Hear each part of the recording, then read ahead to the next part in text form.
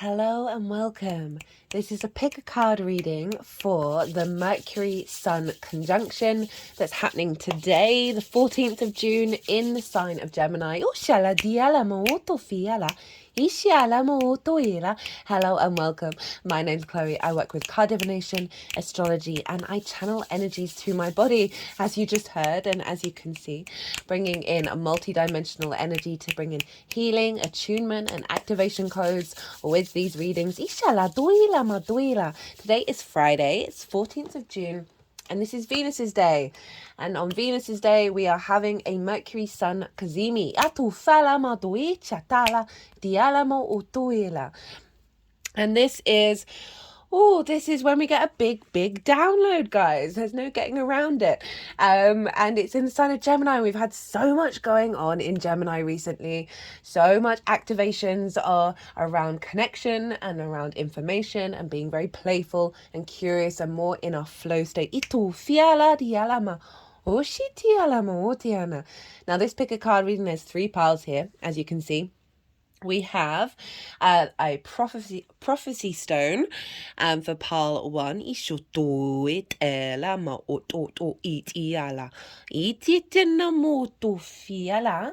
We have a sort of Merkaba tiger's eye for pile 2.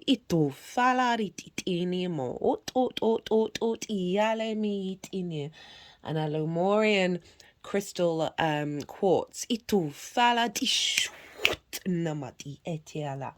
So I'm going to be talking a little bit about the astrology of this conjunction that's happening today in a couple of hours. That's going to kind of imprint us Mercury's going to go retrograde in the sign of Leo. So the next time that the Sun and Mercury are conjunct one another will be in Leo, and that's when Mercury will be retrograde.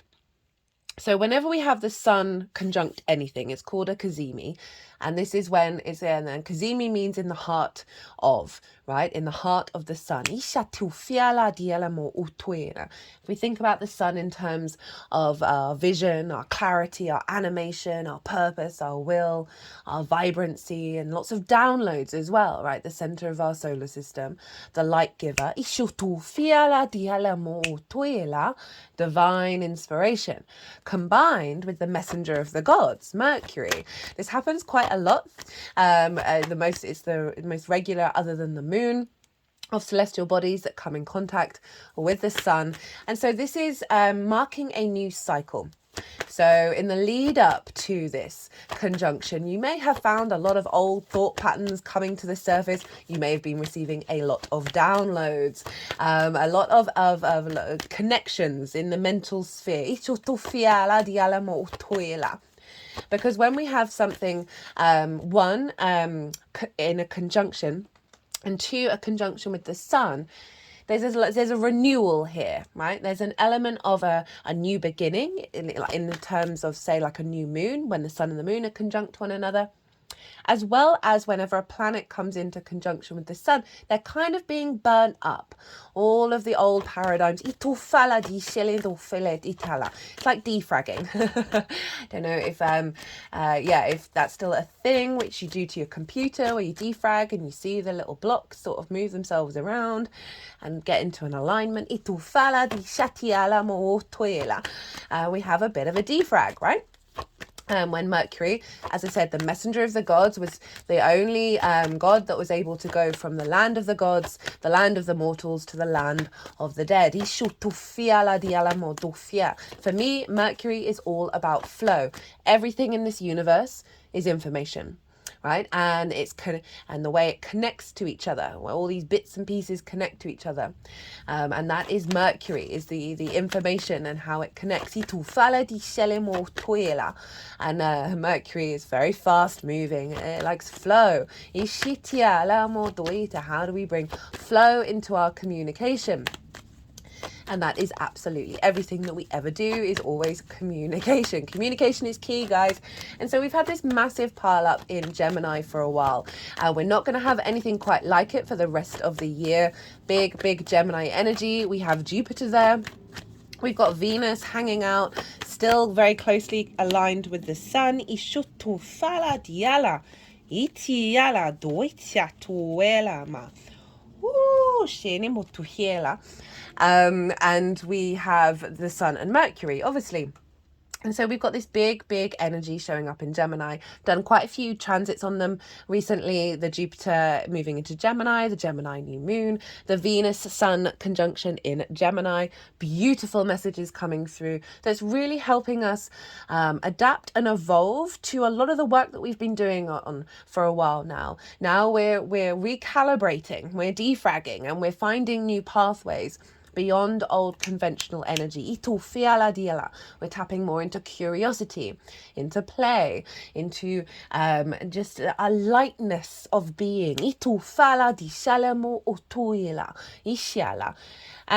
so a couple of tarot cards wanted to come out for the ride with us. We have the Nine of Swords, the Four of Cups, the Hanged Man, and the Three of Pentacles. So that Nine of Swords has been showing up a fair amount with all this Gemini energy of a releasing away from worry and regret of the past and fear of the future. The overwhelm of all the things, all the connections, right? Jupiter and Gemini is really helping ease that. The Sun, Venus cazimi, which we won't have until Aries season next year. So that's another, we've got quite a lot of Gemini imprints happening with us, for us. So we've got the Jupiter energy, that's a year-long transit. We've got that Venus-Sun cazimi, that's taking us back to Aries season next year, nearly a year-long transit of how we how our vision when it comes to our pleasure and our desire. I've done a pick a card reading for that. Go check that out if you're interested. And then we had the Gemini new moon. Very, very powerful energy showing up of releasing the weight around all the ideas, all the thoughts, all the constructs, all the things. Just they may still be going on, but our entanglement with them is being dissipated and dissolved. Which very much ties in. It's interesting I said that word. Very much ties into the astrology, which I'm going to talk about, of the exact moment of this conjunction, because that's going to be imprinting until we have the Mercury Sun cazimi when Mercury is retrograde in the sign of Leo. And so Nine of Swords, Four of Cups, this is kind of comparison is the thief of joy. Venus is still very much involved here, right? She's at 26 degrees. This conjunction is at 24 degrees. So she's very heavily involved of like, don't externalize your pleasure. Don't externalize your love. Do not fear. Do not worry. Find those moments of peace. And then we've got the Hanged Man. Now this is Neptune, and Neptune is squaring all of this energy, as is the moon over in Virgo. So Neptune is all about the magical, the mystical, the other worlds, right? All the dimensions, all the frequencies, very oceanic in its nature, right? The depths that are unseen. Itufia, the mystery of it all.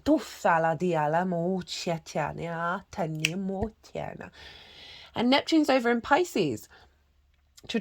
In modern astrology, the ruler of Pisces for me, I work with the traditional astrology where it's Jupiter. And there's sense of the magic here.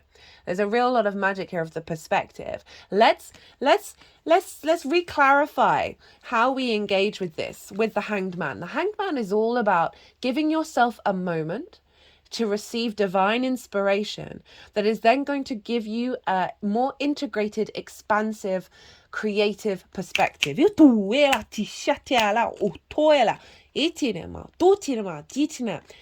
integrated, expansive, and creative. And it's so difficult in the world that we live in with everything that's going on, all the chaos, all the addiction, all the fear, all the worry, all the survival mechanisms. But what's going on in the sky right now, and has been going on for a while, is giving us the energetic support to be able to find those moments. It's not denying the reality of the situation that you're involved in, and however difficult that may be, but giving yourself the space to create space for the magic, for the miracles. Apologize if I sound a bit bunged up. I recently just had a very quick cold. I had a very big activation at the weekend.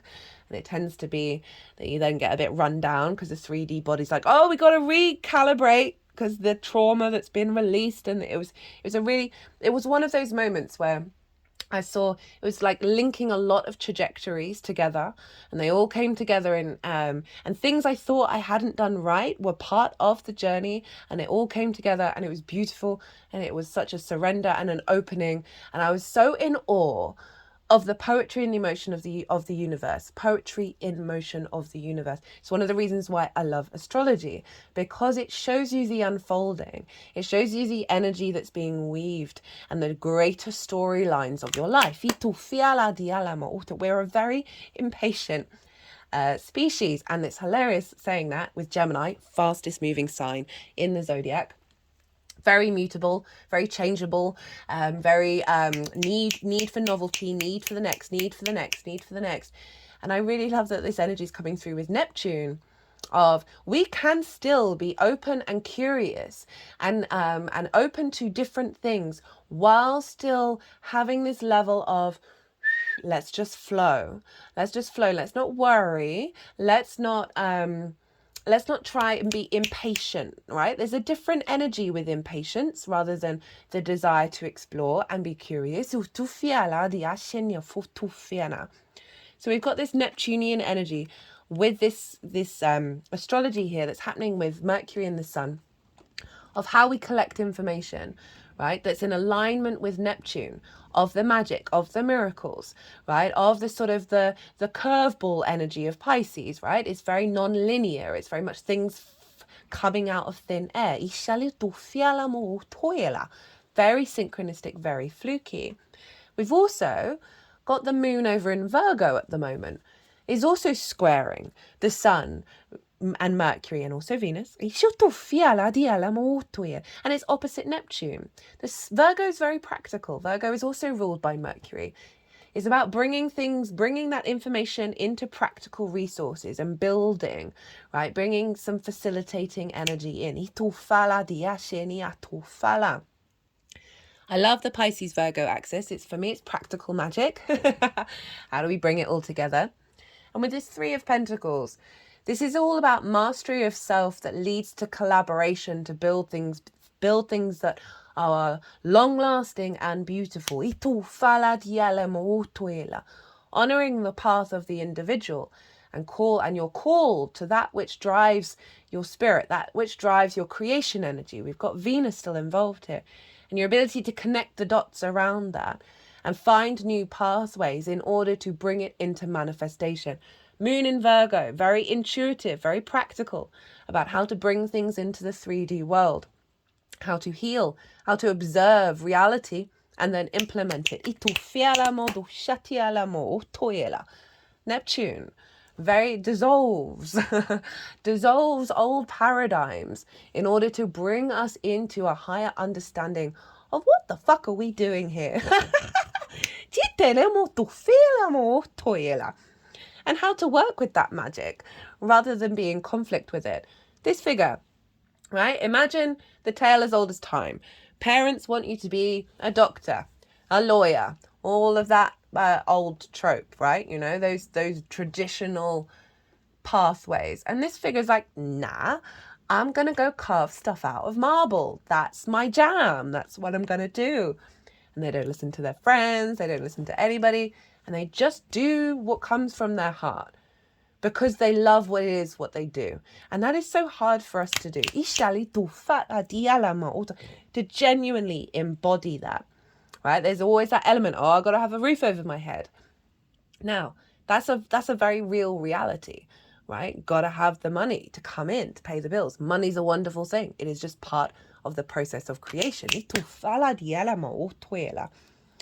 But there's something about this conjunction with this high vibe Gemini energy. Go check out my Instagram or the community posts. I've written some posts about the lead up with all of this energy. Big, beautiful, unifying, expansive, playful, curious energy that is allowing us to see new pathways with that moon in Virgo, who's going to then practically put it into use, right? Of a Gemini, very independent, very contrary, likes to go and be and do, very similar to Aries in its own way. Very catalytic, often very controversial. You know, they're here to stir up things within us so we contemplate and explore different things. So this is bubbling to the surface, the vision, the animation of the sun, the divine inspiration of calling us to get out of our heads, to get out of looking at what anybody else is doing, to find a higher perspective that allows us to have the confidence to explore that which moves our heart, right? And with Mercury, of seeing the clues, seeing the pathways, collecting the information, and building that all together in order to create something beautiful, long lasting. This is also about collaboration, because when we're in this energy of, I love what I do, this moves me, this is, anything can be art. It doesn't just have to be painting. Anything you can do, there's an element of putting some meaning, some craftsmanship into it. And when we do that,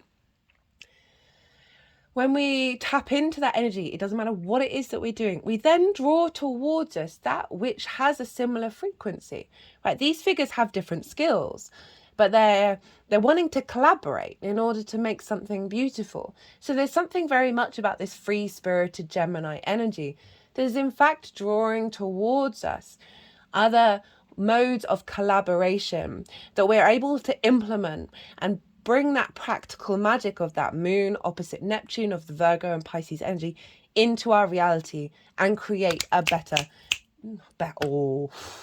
not so sure about better. I'm always wary of those kind of words because there's an element. Bring in a, what was it? A more integrated, expansive and creative framework of seeing the joy in the process of creation rather than the end result, rather than needing there to be validation. This figure isn't bothered by that, and yet is drawing towards it others who admire it. We're here to redefine and figure out, what does truth mean to us? What does information mean to us? And how do we want to engage in it in a way that doesn't limit our framework and our ability to expand?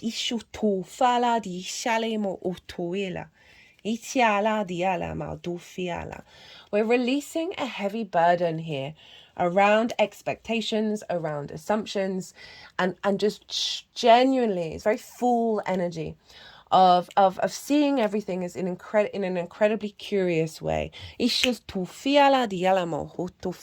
Right. Okay, we're at 18 minutes. Oh, can't forget this. So not only is this energy squaring Neptune and the moon, and I forgot to explain what a square is. So a square, regulars, you'll know this, but for those of you who are not aware, a square is a 90-degree angle. Try pushing your fingers together. Feel the force there. There's a feel the force. That it's ruled by Mars. So Mars can bring up conflict, drama, and frustration, right? All of this is all rejigging and helping you shine a light on, well, how do you want to engage with that? And give yourself time to observe and respond. But mostly, for me, Mars is the builder. Mars is the builder and the farmer, the craftsman. And this is all about motivation, drive, and action with this square.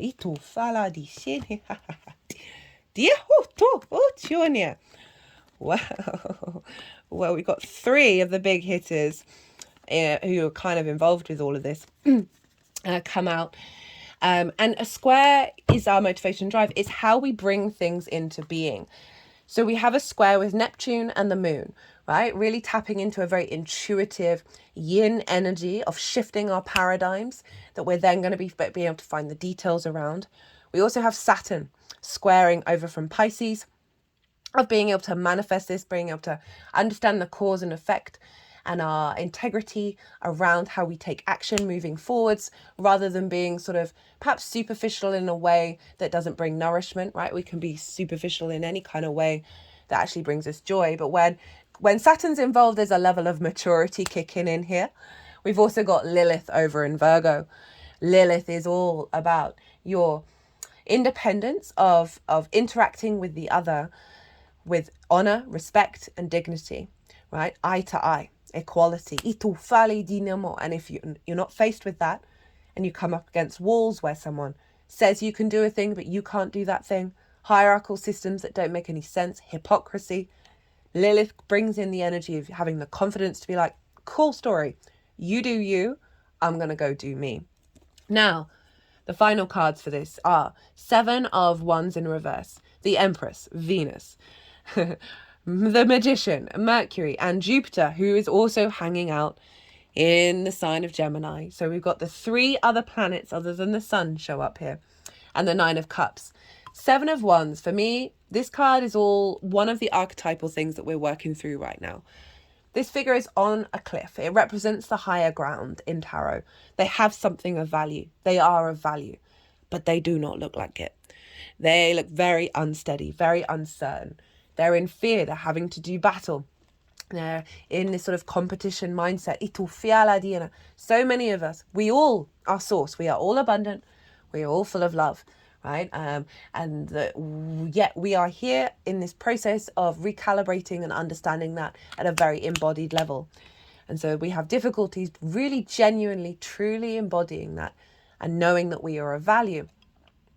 In reverse, this is saying that the downloads that are coming in with this Mercury Sun Cazimi are helping release some of the wounds around us, our ability to connect to our own divinity, our own sense of value. Venus very much represents value. Speaking of Venus, here's the Empress bringing in a state of creativity, fertility, abundance. Feeling good in the 3D world. With the Magician, hello Mercury, right? Of activating a cycle of we're going to be able to connect the dots. This is what Jupiter's work as well. Of the resources around us on the multidimensional sphere. And our capacity to create, to be magic. The Wheel of Fortune, a very generous spirit, Jupiter in nature, right? This is the fates are changing in our favors.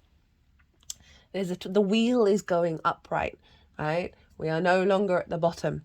We are moving, we are shifting. It's a very expansive energy. It's saying that there's been showing up loads, not surprised. Jupiter in Gemini is huge.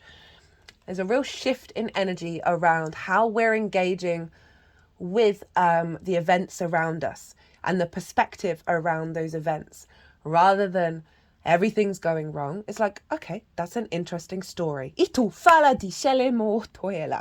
Right? You don't have to entangle yourself with it. But it is saying with that Jupiter energy, which has been influencing everything that's been going on in Gemini lately, is a real elevation, a sense of wisdom, a sense of expansion, and more opportunities and more ease coming in for us over the next cycle. 9 of Cups, very Jupiter. Look at that figure. I can, very confident. I am who I am. This figure, this is about the inner alignment, the inner emotional alignment. So, all those words, all those thoughts running through your head, be at peace with them.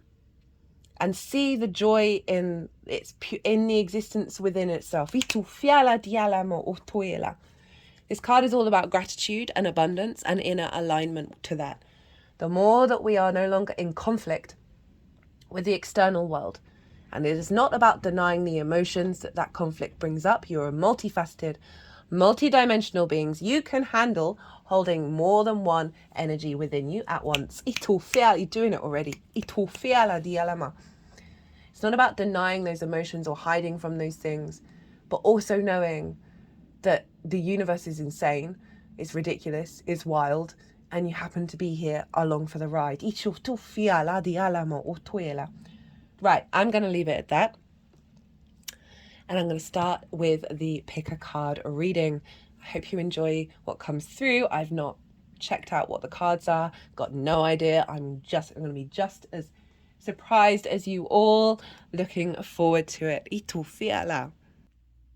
Hello, Palwan. How are you? So I pre-shuffled some tarot cards, which I will be reading after I've read the oracle cards for you, Palwan. Big creative energy coming through with this pile. We had the prophecy stone. Now this is quite an interesting energy because this was inherently two things and then transformed into something else. There's an element of transformation here. There's an element of a deep grounding within yourself with this prophecy stone that is allowing you to transform into something else. Oops, I just had a big energetic release at that. Hello, new viewers, and welcome. I channel multi-dimensional energies through my body, both in the form of physical and vocal light language. They're the main ways that it comes out in these readings. See the movements and the vocals. This is all bringing in healing, attunement, and activation codes with the readings. And I do apologize if I sound a little bit bunged up. I am just recovering from a very short cold. I had a big download. I said this in the introduction. I had a big download over the weekend, and so often you then get smacked in the 3D, where the 3D is like, oh, I've got to recalibrate very quickly to this new frequency. The process of transformation happens in many different spheres, right? So this is the prophecy stone. So these are found in the desert in Egypt, and they were inherently one thing, and then they transform into another. And they're called the prophecy stone because someone found them and had a very prophetic vision while holding one. And it's sort of honoring the mutable energy that's around right now with all of this stuff going on in Gemini, of the ability to shift and to change and to be at ease with that flow.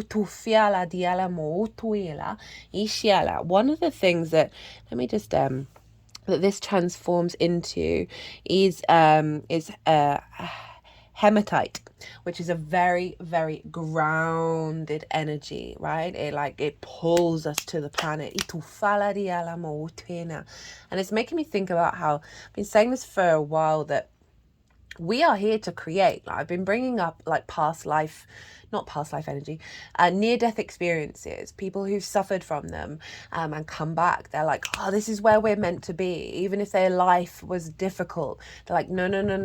This is where we're here to create. And everything that's going on in Gemini at the moment is really amplifying that possibility of the curiosity, the creativity. At the moment, we've got Jupiter, Mercury, the Sun, and Venus all hanging out in Gemini. We're not going to have this for another 12 years. We're really shaking up our system of our neural connections. Those of you who are new, I really recommend checking out either my Instagram account or my community page, where I've posted breakdowns of the previous Gemini transits that this is all a part of. Of we're activating a new paradigm here, where we're bringing in our capacity. We're bringing in a capacity to engage in information in a different way. Now, let's get into your cards, Palwan. So, Sun, Mercury, Kazemi. They're conjunct one another. They're exact the same degree. Mercury's basically getting a load of downloads from the sun, the divine inspiration, the divine illumination. You may have felt in the lead up a lot of old paradigms, a lot of freneticism come up in the lead up to this, as well as you may have had a lot of visions, a lot of inspiration, a lot of downloads. Big energy here. Showing up. And so for this pile, we have a real boost of creation energy. And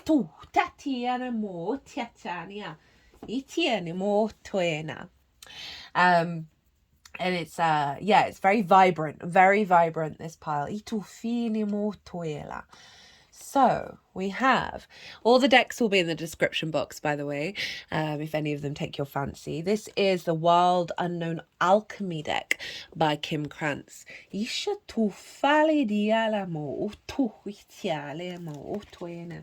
And I was originally going to start doing work on the Capricorn full moon that's coming up, which I got some big downloads around that one, and I'm really looking forward to it.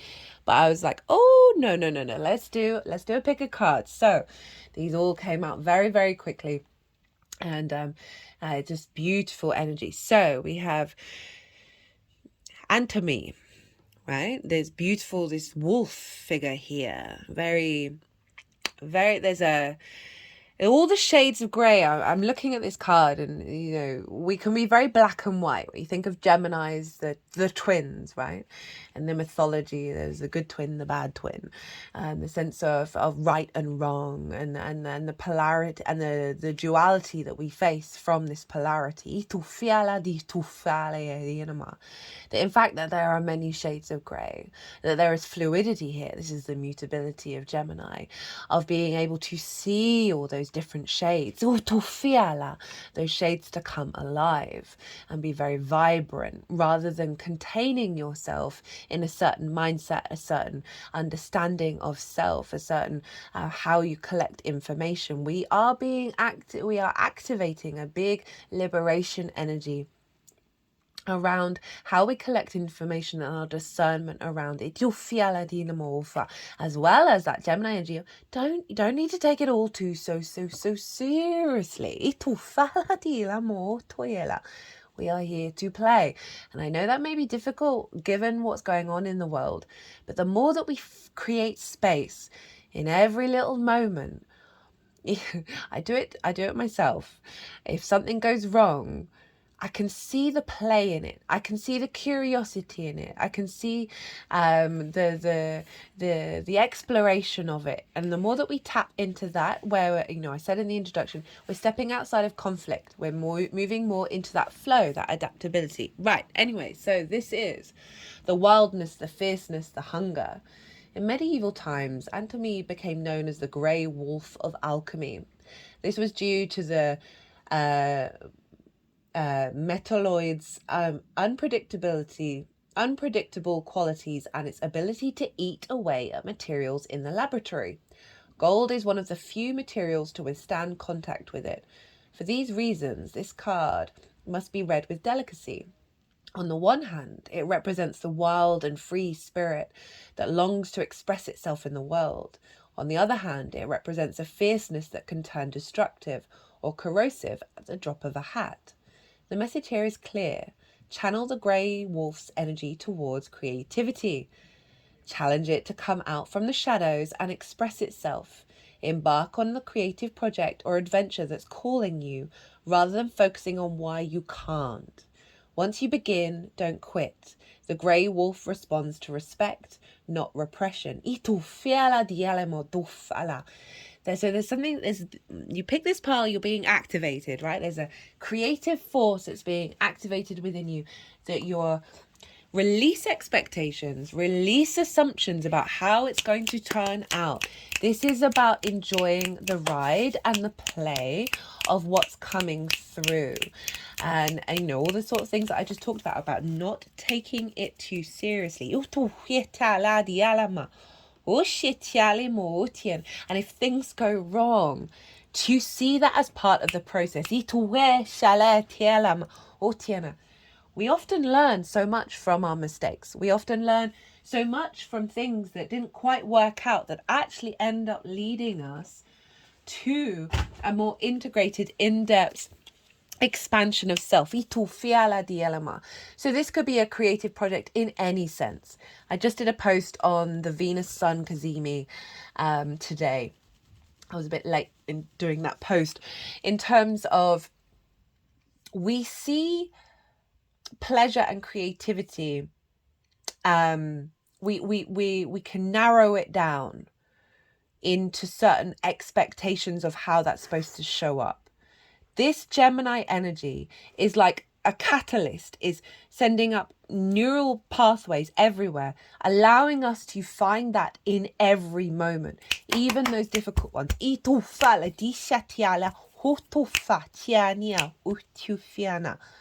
So it is really invigorating a level of exploration around play and our understanding of how we engage with the information around us. Everything is information.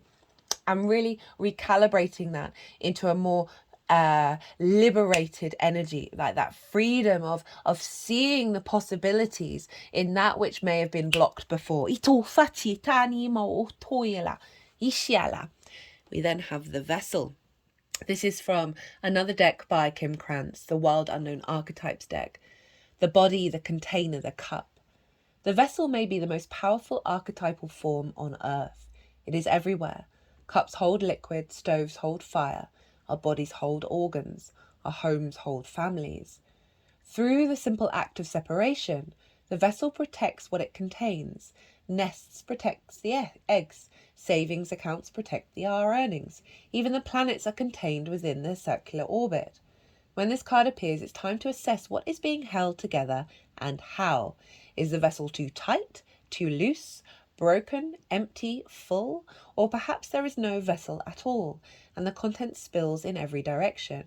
It is natural for structures to be formed and eventually fall apart. The vessel has a life cycle that must be honoured. It is time for you to build, break, or repair. Is it time for you to build, break, or repair? You must find out.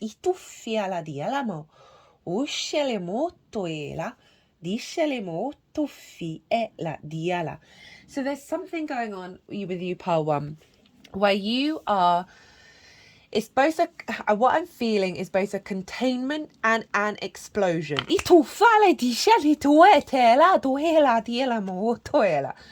Paradoxes are everywhere, guys. This is just how the universe rolls.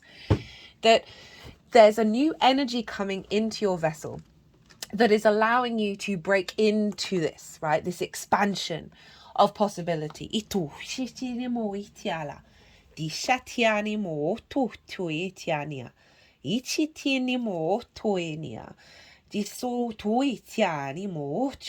That free spirit that wants to express itself. This is what's being downloaded. And it's going to potentially break away and break apart the old vessel. And that will be composted into a new vessel. Where you are finding more creative liberation.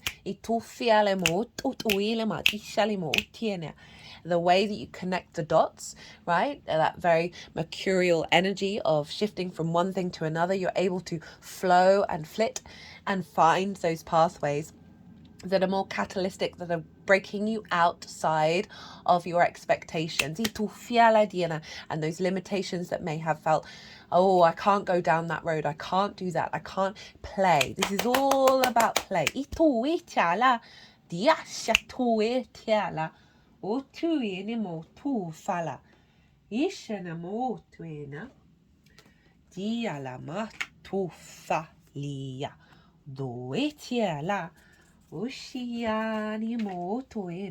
So this is Ka, and this is from the Sacred Geometry deck by Francene, Hart. And it's life force. I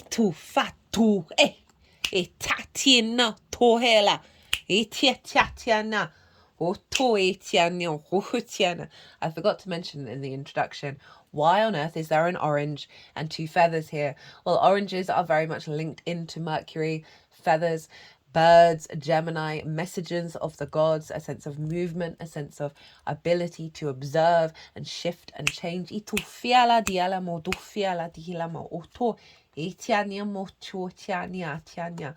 there's this energy around this sort of reverberation of your creation energy, your life force, right?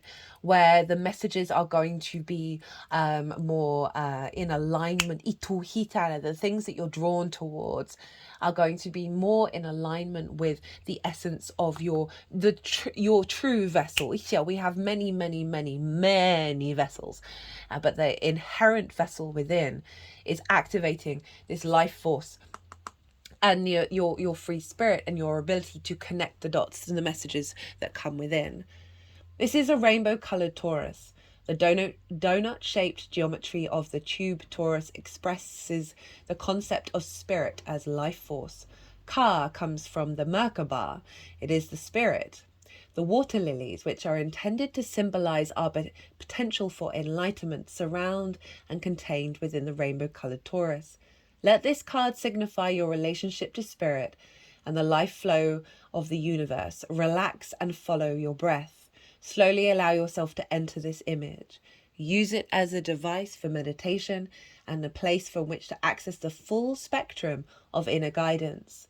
Notice how each of the colours have dimension and hold energetic vibration. This is making me think of, I talked in the introduction about the astrology.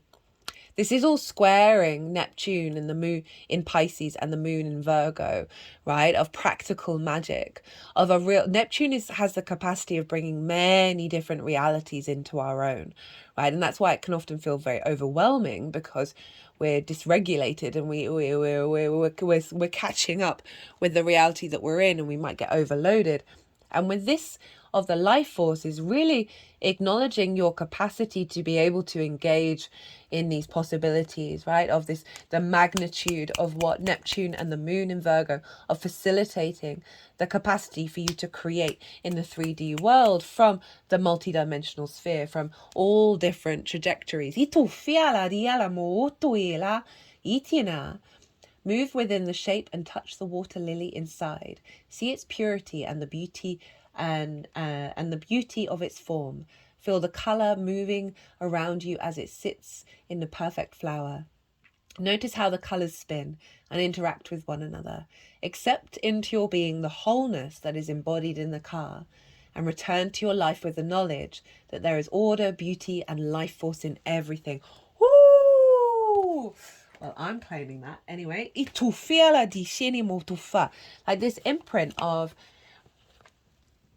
everything is a kaleidoscope. Everything has the capacity to evolve and step into a level of beauty.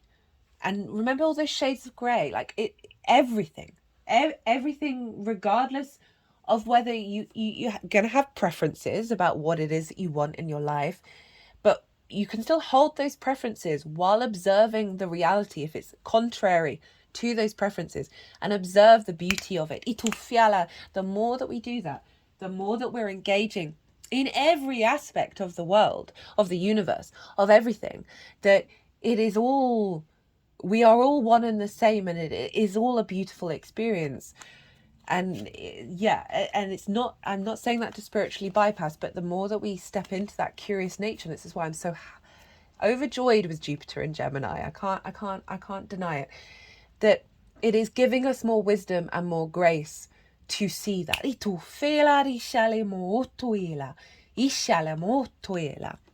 And here we have Atlantis. This is from the Healing Waters Oracle by Rebecca Campbell. I'm using this deck at the moment because of what's going on in Pisces, the water energy, with that square to Neptune. We've also got Saturn involved as well. Keep the big vision. Stay in alignment as you grow. In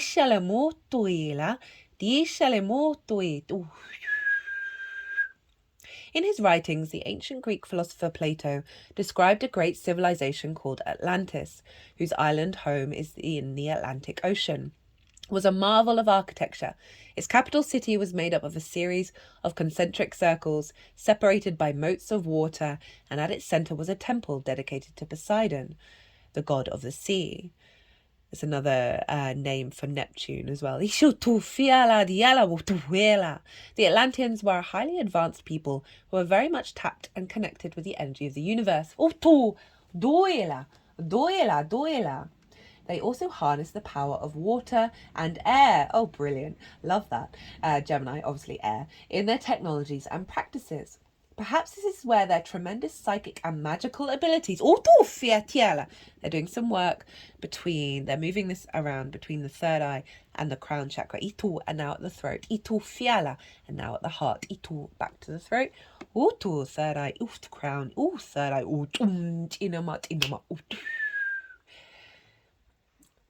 Perhaps this is where their tremendous psychic and magical abilities for manifesting their great visions into the physical came from, right? This creative energy that can be in anything, right? Everything that we do comes from a creative space. You got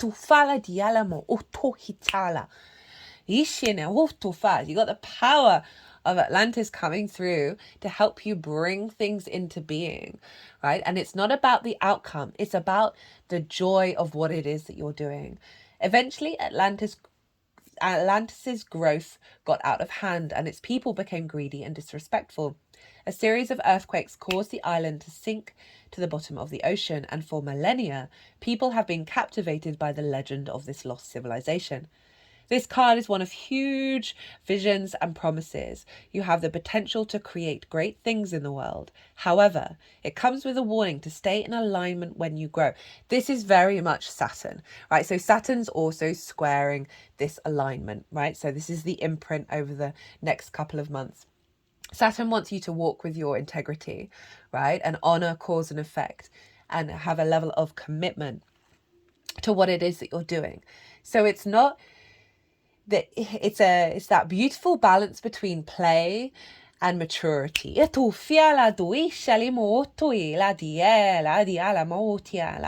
have the potential to create great things in the world. However, it comes with a warning to stay in alignment when you grow, to create rather than produce. Don't get addicted to growth. Instead, stay true to your mission and inner calling. That's what I've been saying, that whatever's coming, whatever you're resonating with in terms of, oh, I've had this idea or I wanted to do this, don't worry about the outcome or how it's received, whatever that is. This can be, this can show up in many, many, many different forms. This can be about how you communicate with somebody, a creative project that you have. It can, any form, no expectations. But make sure that what it is that you're doing comes from an aligned place. I'm just going to have to pause. I can hear a rasping in my lungs, so I appreciate that might be a bit annoying. So I'm going to clear my throat. Apologies, pal one. I hope this sounds better rather than the death rattle that I was hearing in the back of my head. But I was thinking, thinking about that is like the death card of change, of transformation. That in this process, there are going to be things that don't quite work out. I know I've already mentioned it. And this is part of, really, this is allowing you to step in and embrace the imperfections. And the more that you do that, the more you're in flow, the more that you're appreciative of those moments and all those beautiful high moments as well. That the more that you do that, the more everything will just start to flow into alignment. The perfect storm. Haven't had this card come out. I've been using this deck a fair amount recently, and the 3 cards that came out in the pick a card reading, none of them had come out before, so love it when that happens. An invitation to act now, the courage to step into life, sheltering from turbulence. When the perfect storm appears, it cautions you to be ready for an exciting, if turbulent, time. The winds are picking up, and you need to make sure that you are close to the eye of the storm, or you'll be buffeted by gusts that may take you far from where you need to be. The key is to remain centered and balanced and bear witness as the forces build in intensity. Notice how the loose stuff is starting to fly around and recognize how little of it you truly need. Let go of those thoughts, beliefs, and attitudes that clutter your heart and cloud your mind. Then the storm will be absolutely perfect for you. If you wonder what you might lose during the perfect storm, know that it's those things. It's so interesting that me talking about the death card, and the death rattle of my lungs. I do apologize. In regard, this is about that, of being able to let go, to release, to transform. Got the prophecy stone. It shifts from one thing to another. constantly. I tu fiela diatia, tu tiatiania, tu chana, tu fina tiania, tu chania. If you wonder what you might lose during the perfect storm, know that it is those things that we are most attached to that are taken first. As if life were trying to unburden us of our righteous self-importance. Let it all go with the wind. The less you resist the change brought by the perfect storm, the happier you will be. Ride the winds to your next destination. Embrace the rain or snow. Remember that every time you try to argue with nature, you lose. Facts. The perfect storm can also be a call for you to seize the moment. There might be a great opportunity that you need to take advantage of right now. Carpe diem. Here, time is of the essence. It may be gone shortly, so do not hesitate. Go ahead, bite off more that you can chew, and take the storm on in all its terrifying greatness. Experiencing the fullness of life, you will succeed. So we have the raven there, right? Another bird imagery here of flight, of movement, of going with what is coming toward. Like the birds flow with the wind, right? They observe and they adapt and change to that environment. I really feel like bringing in that energy with whatever creative life force that you're accessing and however that unfolds into your life, of knowing that it has the deepest capacity to constantly change. And through that, you are not losing yourself. You are becoming more yourself. Because sometimes we can get quite fixed on ideas that we have of who we are and how we want to be. And forget that the universe is about evolution. It's about expand. It's about shifting and changing and transitions. That there's always an inherent part of you in that growth process. Whatever happens, the good, the bad, the ugly, and the beautiful. Okay. So this is the 4 agreements deck. Been using this a lot. This was given to me by a Gemini rising, so very appropriate, very mercurial deck. And the author of the book, one of my favorite books, I always recommend it to people. It's one of the few books that I recommend, because once you apply those principles, those 4 agreements, your life really does shift. Has a Virgo sun, the author, right? Also ruled by Mercury. Always do your best. Your best is changing all the time. I mean, look, that off on the ride. Your best will depend on whether you are refreshed in the morning or tired at night. Your best will be different when you are happy as opposed to upset, or healthy as opposed to sick. Under any circumstances, simply do your best and you will avoid self-judgment, self-abuse, and regret. Yeah, so it's acknowledging your environment, acknowledging your situation, and shifting the perspective around it. That we are in this it's sort of summarizing what I just said. We're in this ever-changing field, right? And releasing of the expectations, releasing of the assumptions allows you to be in flow. You are not alone. This is, where's the book? The Spirit Messages by John Holland. I thought I'd bring this one in. Haven't used this for a while because, you know, the sun is giving messages to Mercury, bringing a bit of an upgrade.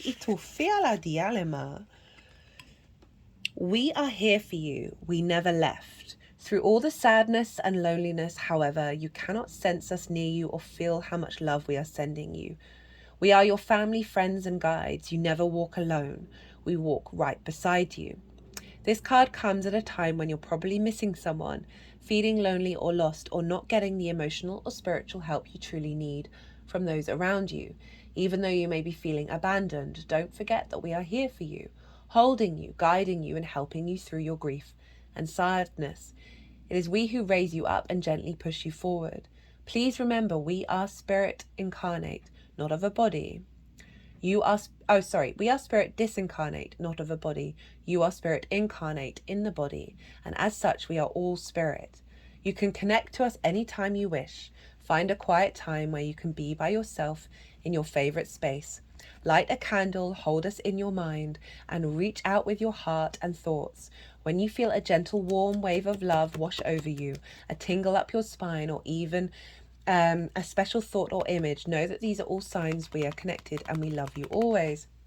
So this is acknowledging that through this process there can be disruption. Through the difficulties we can feel those feelings. I said earlier, but we are multifaceted beings. We're capable of holding lots of different energies at once. And so that you're getting a double confirmation that even in those dark moments, you are never alone. You are going to get inspiration in those moments. That is then going to take you forward. Your best is changing all the time. And it's also sort of highlighting this Gemini energy of the new neural pathways, of connecting the dots, that there's a lot of divine inspiration coming in. There's a lot of support and there's a lot of love. Venus is conjunct all of this as well, right? Of really bringing in a warmth, bringing in a sense of feeling held as you embark on this journey.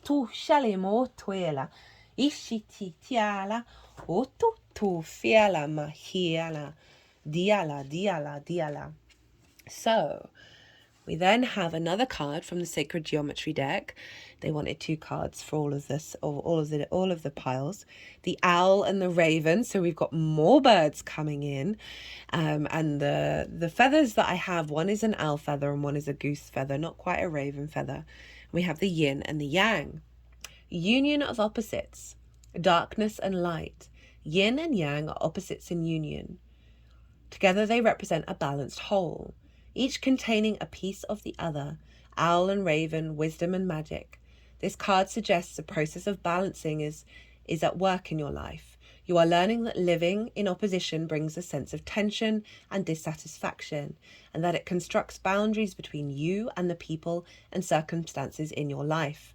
This effect of separation likely has little or nothing to do with how you wish to view your life or your purpose in it. You are asked to look at the way you are living and begin designing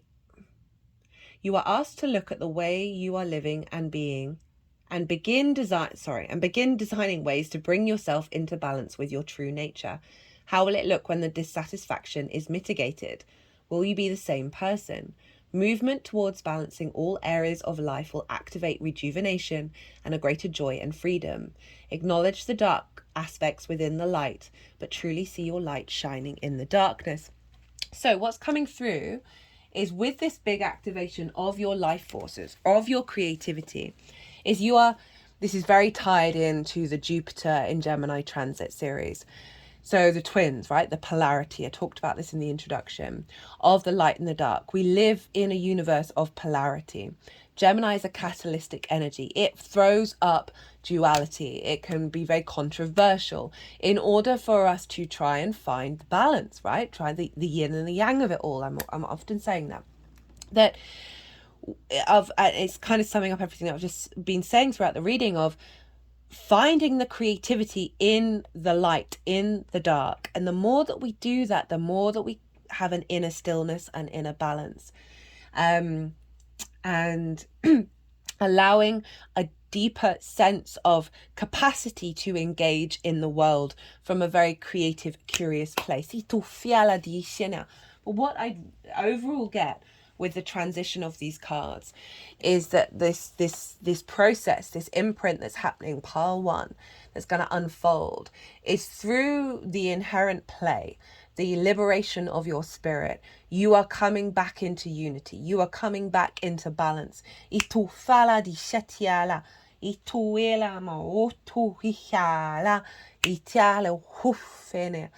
is then going to give you more of a generator of power around what it is that you're trying to create and trying to build. Now I'm using a new deck here. I got a deck on the Tao, something I've been very drawn to lately, and the Tao, the Tao Te Ching, and is these are lovely little, got the yin and the yang, and again, because it does honor going back to the gray, the shades of gray, of the fluidity of nature, and not being in conflict of it. And so we have overcome unkindness with compassion. Di shilimo tu Italiana tuela. Di shilimo tu shitiana. Right, so I'm just going to read from the book. With this saying, Lao Tzu points to the healing power of love and forgiveness. Forgiveness is an act of great generosity. It is understanding someone even when we have every right to condemn them. It is loving someone even when they are being unlovable. It is accepting the unacceptable. Lao Tzu proclaims, I am good to the good, I am good to the bad, because it is good to be good. I trust the trustworthy and I trust the untrustworthy because I trust in trust. Forgiveness is natural and vengeance is ridiculous. We are all one, and seeking to avenge one wrong by committing another is like hurting ourselves twice. Forgiveness unites us with those from whom we have been divided, and also with Tao. Because when we hold a grudge against someone, we exile them from our heart and cut ourselves off from the part of the whole. From the perspective of the Taoist sages, blame is always inappropriate because there is no separate selves to be condemned. All is one, and the deeds of every individual are simply ripples on the ocean of Tao. The Taoist masters have transcended all judgment because they have understood that there is no one to judge. What I feel like this is combined is you truly coming to a place of peace and flow around your creation energy within your vessel. However that manifests, right? We can have a lot of internal monologue and a lot of internal shame around perfection, around doing things right and all of that. And this feels like becoming at peace with self. And that is allowing a overflow of creation energy to come through that is more in alignment with your inherent frequency. Now, the tarot. We have the Ten of Swords. I'd forgotten what these were. The Hermit, the Eight of Swords in reverse, the Two of Wands, the Seven of Cups, the Emperor, and the Six of Wands. So a releasing of old paradigms, right, that have immobilized you, that have meant that you can't move, shift, and change, right? It's a very karmic card. And the ideas, the words, the constructs of how you perceive what your creation energy has the capacity to do, and the restrictions around that. We are releasing them. We're finding the wisdom in them, though. We're not rejecting this experience. Remember the yin and the yang of it all, the balance of the different shades of grey, the inner wisdom of the hermit, right? The deep, deep knowing within yourself. The hermit doesn't seek the outside world's approval. It cultivates its own energy and its own wisdom through its experience. For some of you, this might be about spending a bit more time by yourself, getting creative, however that shows up for you, right? Honestly, it could cover numerous things, and really cultivating that and spending some time over the next cycle until we get there, until Mercury goes retrograde and makes the Kazemi at the midpoint of the retrograde in Leo season. That this is a time of digestion, of cultivating this energy and really seeing it build up within you and not letting it be distorted by the external world, and also your internal judgment about what's supposed to come through. We've got the Eight of Swords in reverse. This is Jupiter in Gemini. And so this is a release of limitations, right? Through the wisdom and understanding of that which has come before. A release of limitations around your ability to connect the dots, around your ability to receive the messages. You're then getting the lay of the land. This is long-term manifestation energy. This figure is like observing the new reality that's coming in. To dream, to fantasize beyond those old paradigms. Very intuitive, very psychic energy that's cultivating here. We're all psychics, by the way. We're all intuitives, we're all channelers, we're all healers, we're all of those things. We just do it in our own unique way. So this is an activation of like really being able to go beyond your old paradigms. The Emperor, sovereignty in your nature of who you are and your creation energy. How you put that into practice, how you find your information and what it is that you do with it. Which is leading you to a place of feeling really good about yourself, This is about recognition. This is also the card of victory. So there is an element of what is coming through with this energy. It will be received by others and celebrated, however that shows up. But I would not seek it. This figure did what they needed to do. They weren't seeking the big celebration. But there's a real sense of having confidence in yourself, of charging forwards, and really just feeling very empowered in how you move through the world, and how you bring this energy out into the world. Right, Power One. I'm going to leave it at that. I hope you enjoyed this reading. If you did, be a great joy if you hit that like button. It helps the algorithm as well, obviously. Facts are facts. If you want a personal reading, my website is in the description box, whether it's going further into this in regards to your natal chart or anything else. My email address is on the website. I will be doing the Capricorn full moon series over the weekend, so that's coming out next. If you didn't catch the Jupiter and Gemini transit, the Sun, Venus, Cazimi, the Gemini new moon, they're all very relevant to what's coming through here. So you might want to go back in time with the lunation cycles. They're 6-month cycles, so they unfold over a long period of time, so you haven't missed out on anything that's coming through. Be well. Be good to yourselves, be good to those around you, and be well until we meet again. Welcome, Pal 2, to your pick a card reading, oracle reading for the Sun, Mercury, Cazimi. Pretty powerful message in this reading, I cannot lie. I've scanned the energy of the cards. This is a recalibration of self.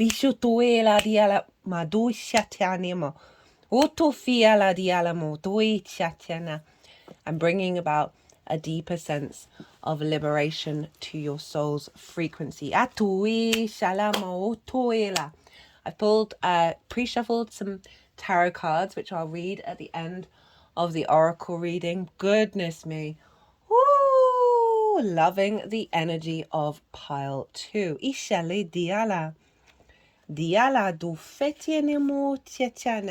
For those of you new who didn't quite catch the introduction, I channel multidimensional energies through my body, both in the form of physical and vocal light language. These are the main ways that you'll see it come through. And this is all bringing in healing, attunement, and activation codes to the messages that come through in these readings. I apologize. I am recovering. If I sound a bit bunged up, I'm recovering from a cold. As I said in the introduction, if you didn't quite catch it, I break down the astrology in a bit more detail in that introduction, so I do recommend it.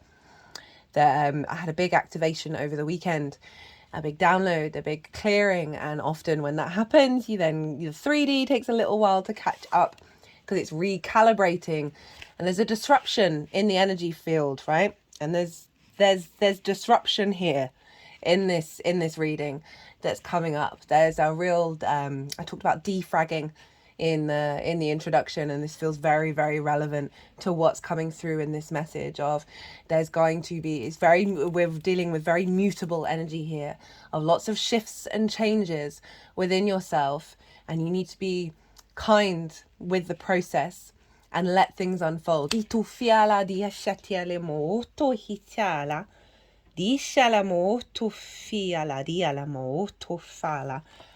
Okay, so we're going to read the first card. And I thought it would be the mandala card, but I'm really being drawn to read the storm first. And, wait, am I got the right book? No.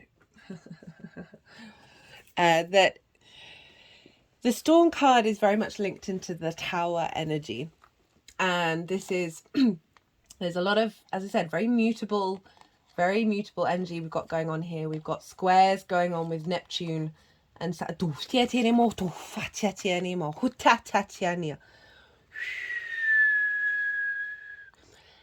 That can be very frenetic, mutable energy. The constant changing, the constant shifting. That is same with pile 1, that there's this element of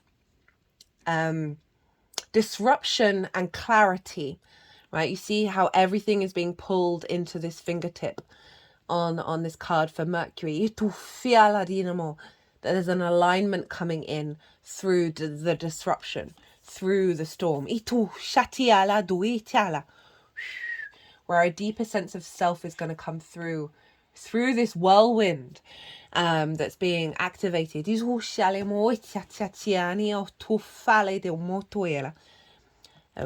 a real deep connection to your truer self. So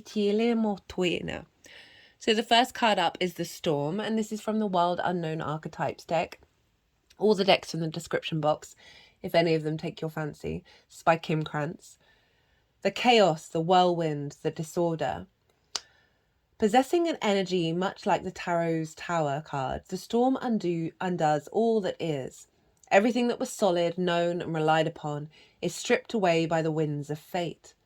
The grounds become the sky becomes the centre, and the centre disappears. The Storm is a great equalizer. No matter how far we've come on our path, no matter our age, wealth or wisdom, we can't hide from its savage winds. Their disturbing howls stir anxiety and make it impossible to see and think straight. You must wait it out. If you try and fight the storm, you will lose. A better option is to seek temporary shelter and a reliable friend. When all else fails, go within. There, for a moment, settle into the eye of the storm. This whole reading is about attunement into self. The storm that you may feel of who am I, what is my essence. This reading is all about a recalibration. That electricity, that lightning bolt, the focal point. That there's some disruption around at the moment because it's recalibrating your energetic field to get this alignment activated. And it's not to be in fear of what's going on, not to be in a state of frustration or regret or whatever those difficult energies that come up. If things don't quite feel like they're in flow, know that that is part of the flow. I know that sounds contradictory, but things are being broken up in order to be recalibrated.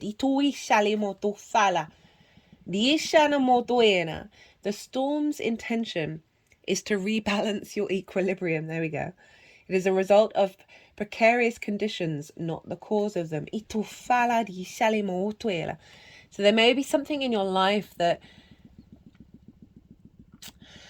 has been a bit of a catalytic energy right now, that may feel very disorientating, feel like you're being swept in every direction. And just know that what's coming from this is just a real... And I love that they really wanted to focus on that finger point, right? Gemini actually rules the hands, so that's really interesting. But like this, there's the within that chaos, there is an I can't, it sounds sometimes often to bring in the energy even more.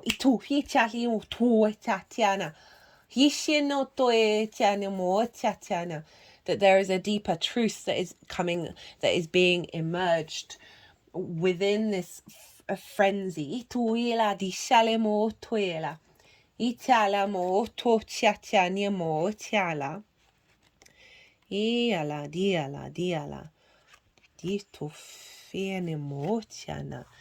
here we have the mandala that's with the storm. Okay, beautiful, beautiful energy. It's called the sacred round. The Sanskrit word mandala means circle and center. In spiritual practices and in psychology, it denotes circular imagery that is painted, drawn, constructed, or danced. Mandalas are outward expressions of internal processes and can be viewed passively as a centering device, as in meditation. They also may be created by individuals by means of communicating with one's center and initiating healing and transformation. If you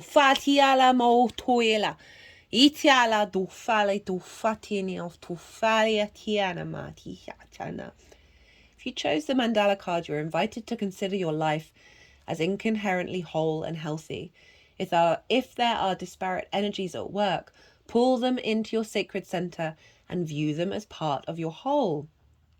They are integral elements, but only part of your story. You may wish to draw a mandala drawing which will represent this moment in your life and will reveal insights for your unconscious that you may not have been considering. Simply use a compass or a circular template as your beginning. Then give yourself permission to bring forth whatever comes to you. Do not try to censor your thoughts or judge the outcome. Use color and image, word and shape to create a picture of your life at this juncture. Watch what appears and view it as a message of wholeness. So whether you do that or not, it's the symbolism of it is that within the chaos, something is being revealed. This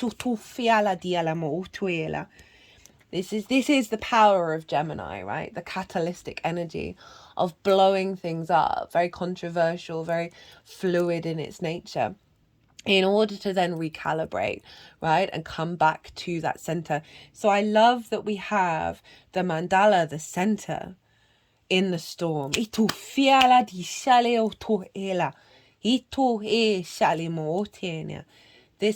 energy is really calling you to observe yourself, to reconnect back to your essence. To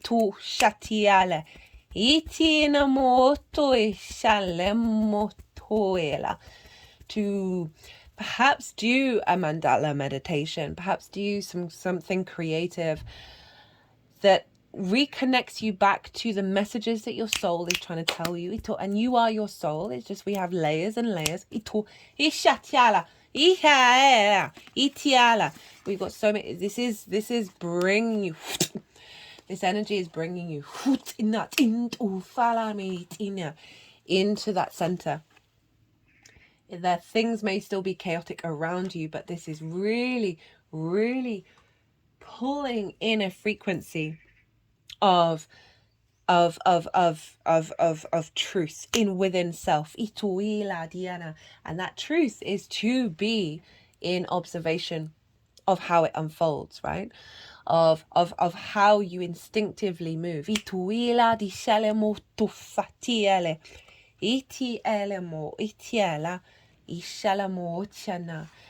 it may be that you may have had a lot going on, a lot going on where you're and trying to, well, what, and there's like a chaos energy around expression. I just had an energy release from the throat chakra then. That this is a frequency that is coming in. You pick this pile because there's being an activation of just this steel clarity come in. I feel like Saturn's involved quite a lot here with this one, with this reading. Saturn's over in Pisces. It has the ability to understand cause and effect, but there's a commitment to in your own inner integrity that's coming through. And this reading is calling you to give space to listen to that voice. Listen to that part of you that may have been trapped in the storm. There's so many frenetic things going on. You haven't quite been able to really allow that time to hear what you are trying to tell yourself. So this is from a little oracle deck on the Tao. And the Tao is all about the yin and yang and of it all. I've been bringing the energy of the Tao into these readings more often because it's this inherent understanding that we step out of the way of our own nature. And with that surrendering, we then observe our instinctive responses of how we behave, right? And then it's from that inherent nature that we take action. That we're not in conflict. We're shifting away from being in opposition to things, in conflict with things. This is the very mutable moon in Virgo, Neptune, Saturn in Pisces, very mutable, shifting energy of being in flow. And the more that we cultivate that energy, the more that we have the resources around us to expand and elevate. Being a good listener spares one the burden of giving advice. And I feel like, you know, I've read the book on this, and I want to go. It's basically, I don't really need to read the book. That's my point. That this is about you stepping into yourself and having a good old listen, without any expectations, without any judgment, without any limitations. This reading's all about reconnecting back into self and what it is that you're trying to communicate with self. It's not about seeking resolution. It's not about fixing things. It's just holding space, creating some space for yourself where you can hear what your frequency. And the more that you step into that paradigm, right, the more you're going to be so embodied in your own life force. It's ridiculous. This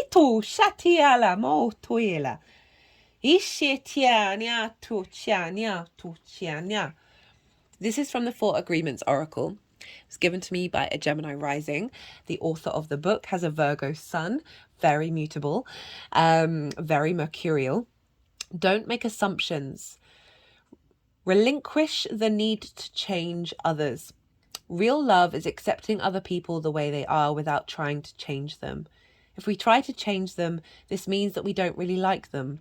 It's easier to find someone who's already the way you want him or her to be, instead of trying to change that person. Now, with that sentiment, this is becoming at peace with this is going back into that conflict energy that I was talking about, of not being in conflict with the external world.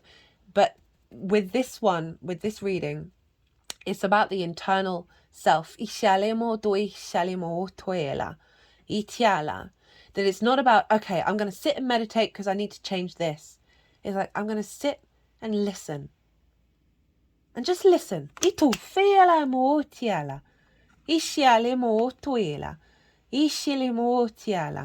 And it's a true acceptance of self. We've all got our niggles. We've all got those things within us that perhaps, we might not wish we have done that or whatever. This is it's a similar energy with Pile 1 as well that's coming through, of like just a real acceptance of what was.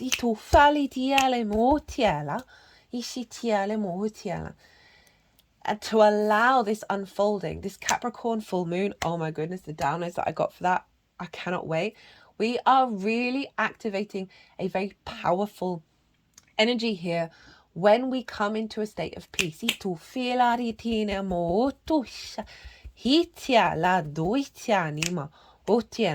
that allows Mercury, Gemini energy, of our ability to connect to information and our environment in ways that go beyond that conflict. And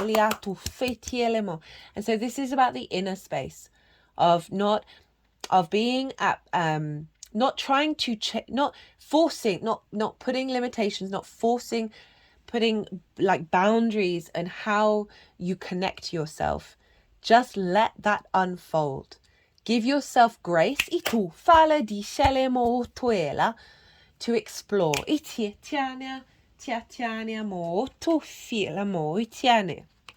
Right. Then we have choices. Very appropriate for Gemini.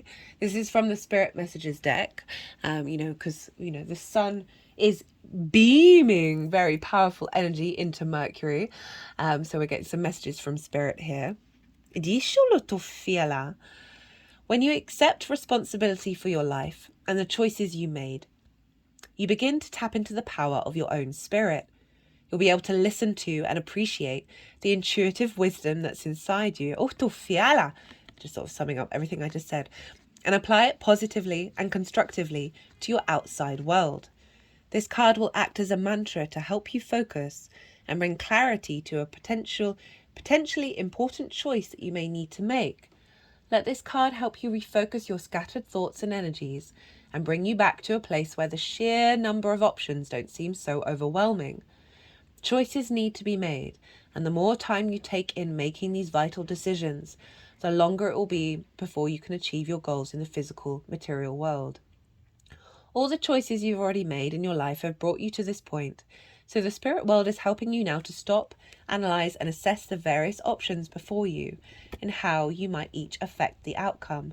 By making better, smarter, careful, considered decisions and choices, you will no longer be a victim of circumstance, but have the power and ability to change your outcome. Acknowledge the signs and follow those intuitive nudges to help you make the right choice.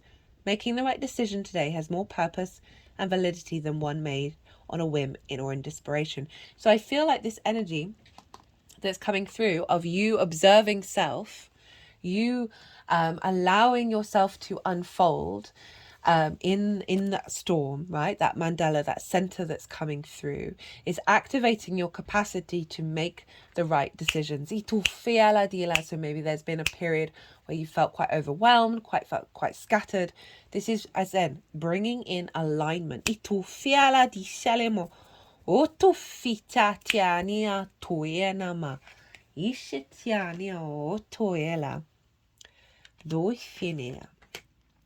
So I've been using this. This is the Shaman's Dream Oracle deck.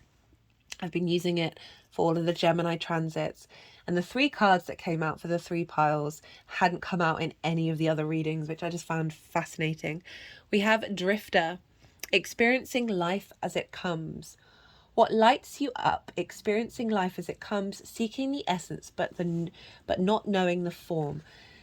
So this choices card, this is like there's an embodied what's coming through is going to be an embodied alignment where you are, it's that surrender and then the instinct that's coming through. That it is your flow, the drifter, as it were, is in alignment and having more confidence in that. Rather than feeling perhaps that's a storm, right? We are shifting away from this element of control and really learning a deeper level of trust in the fluidity, and that is definitely Jupiter in Gemini. The Drifter invites you to step out of your to-do list and your ordinary routine, to feel the breeze against your skin, calling you to follow the wind and explore life's opportunities. When the Drifter appears, it is a sign it's time to cut the mooring lines holding you to the dock. It's not important to know the destination before you set sail. It will become clear as you leave the port. Do not wait for a map, as there are none to where you are destined to go, but be sure that you do have a compass to keep yours true. Yours is a pure love and your intention to be free, even of your own beliefs and preconceptions. Few appreciate the energy of the Drifter. Here, you might not seem to be doing anything worthwhile or meeting someone else's expectations, but you are the only one who understands that others are running full out on the hamster wheel and getting nowhere. Your laziness is an unappreciated virtue. You know that life will find you and bring you everything you require without having to search for it, by simply being instead of frantically doing. Even as you let your mind wander, releasing it to go on a daily walkabout, call it home regularly to deliver news from the cosmos. The Drifter helps you find what you are looking for, even when you didn't think you were seeking anything. So definitely something may have felt frenetic, may have felt like a storm, but now it's been qualified, condensed, refined into a frequency that is bringing you more flow, right? Rather than the erratic all over the place, not knowing here, there, or everywhere. The frequency that's coming in for you, pile 2, is going to give you an innate sense of, I was saying, that trust, that confidence in the actions that you're taking from that place of release. Speaking of compass, I'd forgotten about this. The mist. Trust your inner compass, be led from within. This is from the Healing Waters Oracle. I'm using this deck at the moment because Saturn and Neptune are over in Pisces, so we've got bringing in the water energy here. Trust your inner compass, be led from within. Intuition is pointless unless we act on it, but it rarely makes logical sense, which is why it takes faith to trust it and courage to act on it. But when we do gather up the will to act on our intuition, each and every day we find ourselves living a truly blessed, deeply aligned life that's led from within. I call it living a soul-led life. There's a golden thread before you, calling you towards it, beckoning you forth. You're being called. It's making me think of this and this energy combined with this thread. Itu, itala, disha tiala, hutina tinamo itala, otu fatinima. Apologies. Love this deck. Love the weird shape. Well, I say weird, different shape. Itu fala dialama, otu shatania, hitana mo otu ita. They do like doing some magic with the cards. There's a golden thread before you, calling you towards it, beckoning you forth. You're being called to trust your inner compass. So, right, message with this pile. Your inner compass is being realigned, reattuned back to your innate frequency. Your center. Mist and fog form when it's extremely humid and water vapor condenses to form droplets that hang in the air. When mist or fog sets in, it's as if everything's hanging in a state of mystery. Hello, Neptune. When we're walking in mist, we make sure we're facing the right way, slow down, and enter a state of trust. Following our intuition is similar to that. While you may not know every step along the way or the exact destination, you're called to trust your inner compass, to trust the path will appear before you and for you. Like Dorothy in The Wizard of Oz, following the yellow brick road, we're all being led home to ourselves and our soul's path. It just requires us to consistently trust the guidance systems within. So you're getting an upgrade in trusting yourself. Love, love, love, love, love, love, love, love this. And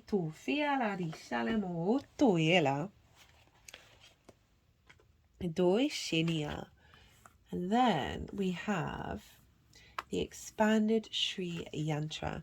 Now this is the blending of the masculine and feminine energies in union with one another. This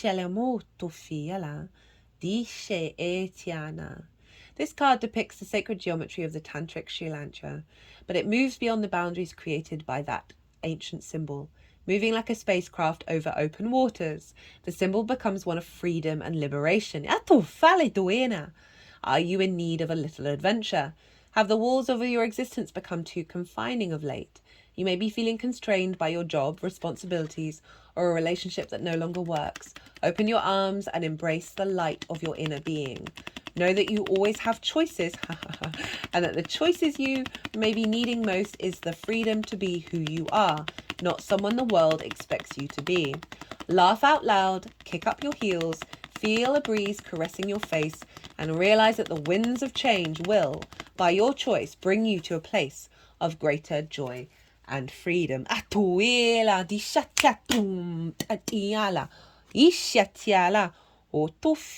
So, pile 2, you pick the pile with the Tiger's Eye Merkaba.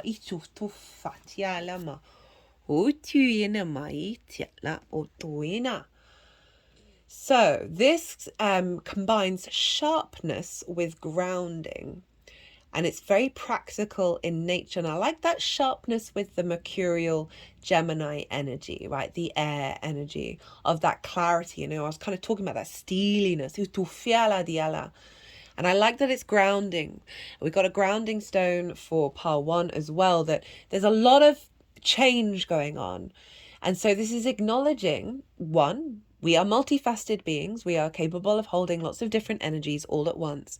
But one of the things when we are dealing with so much change is to know that everything is solid, everything is all one at the same time, to really ground yourself into your reality.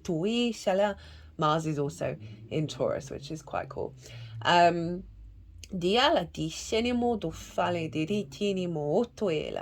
It is helpful for individuals seeking clarity and for those who must deal intelligently with scattered details which must be brought together into some pattern. So maybe you've been here, there, or everywhere on a certain thing, right? And with self, that this tiger's eye is coming in to help. The Merkaba is the structure in which, in meditation, if we get into the Merkaba, we are able to be present in all the dimensions without disrupting the field. So there's a real sense of what's coming together is a real solidity in your essence that means you're not in the storm.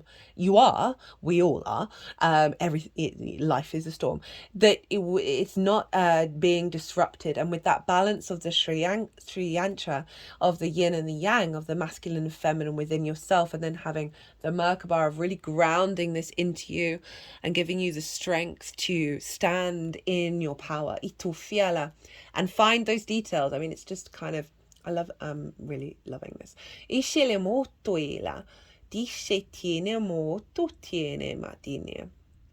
Tiger's eye can help one become practical and of a discreet mind. So again, that clearing of the clutter, right? Of the clarity of self, as well as more grounded. It can eliminate the blues, right? Any sort of pain and worry and fear and anxiety that may have been bubbling around. You've got a strong energy coming in to support you and help bring in brightness and optimism to the user.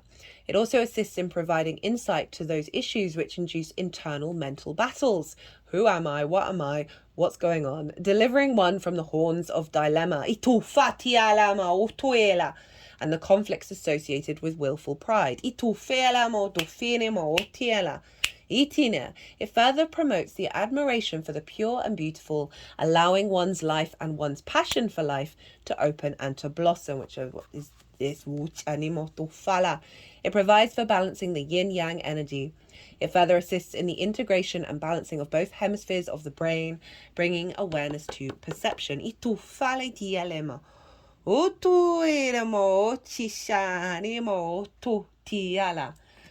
So, a very empowering crystal here to help bring this into reality, help bring balance, help bring practicality and clarity.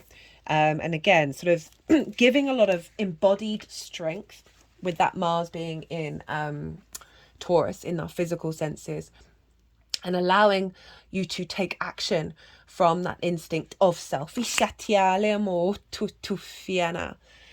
The final card, we have sanguis, blood, the pulse, physicality, the body. Have no fear of the blood card. It indicates a remembrance of the vital mammalian nature of our existence. Drop by drop, this sacred elixir reminds us that we are alive, not merely thinking beings, but being beings. When blood is the prima materia in the laboratory, the alchemist uses the physical body as the starting point, building a relationship to the container that houses the spirit. Through the limbs, the organs, the cells, we witness the miracle of life, one heartbeat at a time. Eventually, the alchemist naturally partakes in practices that support and nourish blood's life-giving nature. We learn to honor and protect it. In alchemy, red is the color of vitality and radiance.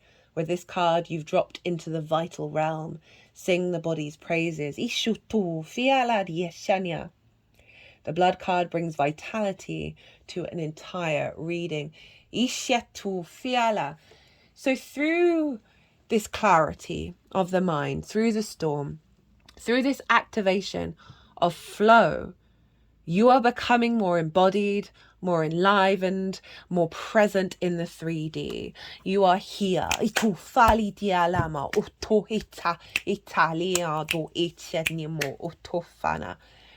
More full of vitality, more full of life, blood pumping through your body. So interesting, I was talking about Mars. Mars is very much linked into the circular system, into blood, right? Your motivations, your drive, your action.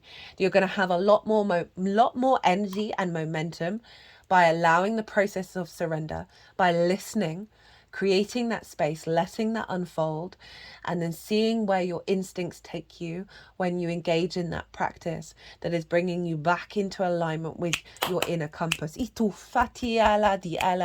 Not externalizing, not judging, externally and internally, and allowing more flow. And that is going to be reducing resistance in your external and internal world. That's bringing about more life force. Now to the cards. So 9 of Swords, 8 of Swords, 6 of Cups, 6 of Swords, 2 sixes, Queen of Swords, 4 of Pentacles, the Sun, and the 10 of Cups. So very quickly, this is the Storm card, right? That fear, that worry, everything going on, have no solution, right? Being trapped in the center of it, not being able to find peace. This is Jupiter and Gemini, this card. Trapped in a cage of our own making, right? Illusions, the illusions of self, the limitations of self. 6 of Cups. Finding a deep sense of nourishment about all that has been. Right, this is often representing the past, a gift from the past. It's also got the biggest house in tarot, so there's a sense of safety and security. There are flowers growing out of these cups. It follows the 5 of Cups. So moving away from a heaviness, a stagnation of grief. We are seeing this. We are at peace with this, and we are seeing how we are, where we are, and how safe and secure we are in this moment, regardless of what has come before. I also feel with this card is this is your soul saying, hey, I'm here. I'm here. I have gifts for you. It's about getting into attunement and alignment. 6 of Swords. This is acknowledging that you are moving into calmer waters. We're moving away from the storm here. And there are some core principles within you that clarity, remember, that you are taking with you. So this is a time of cultivation of that. Any ideas, any principles that I have, I always whittle it down to the bare essence. I love etymology, right? The roots of words. I love going back to the Proto-European root words for a lot of words, because then you can kind of get to the root essence of something, and then you can see how everything branches from that. But you don't have to, it's like when you get to the root, you kind of clear the clutter, and then you allow things to unfold from a very organic place. The more that you go to the depth root of your principles, the more that you can clear any expectations, clear any boundaries, any worries, any fears, and that brings you into a state of expansion. But this whole spread is really just a beautiful reflection of the journey that you're going to go on of truly embodying the truth of self, right? The Queen of Swords, she's gone through some difficult times, but her head is above the clouds. Not only that, of the Sword Court cards, they all have birds on them. She has one above her crown chakra, right? It's very yin energy, queens. They observe, right? They cultivate, they nourish, they nurture, they bring depth and nuance to this new paradigm. So you have this energy coming in of you perhaps doing some crown chakra work. When you, however you work with the energies. But this is saying, this is doubly confirming, give yourself the space to observe. Cultivate a space to be open, right? Her hand is open to receive of what it is that your soul is trying to tell you.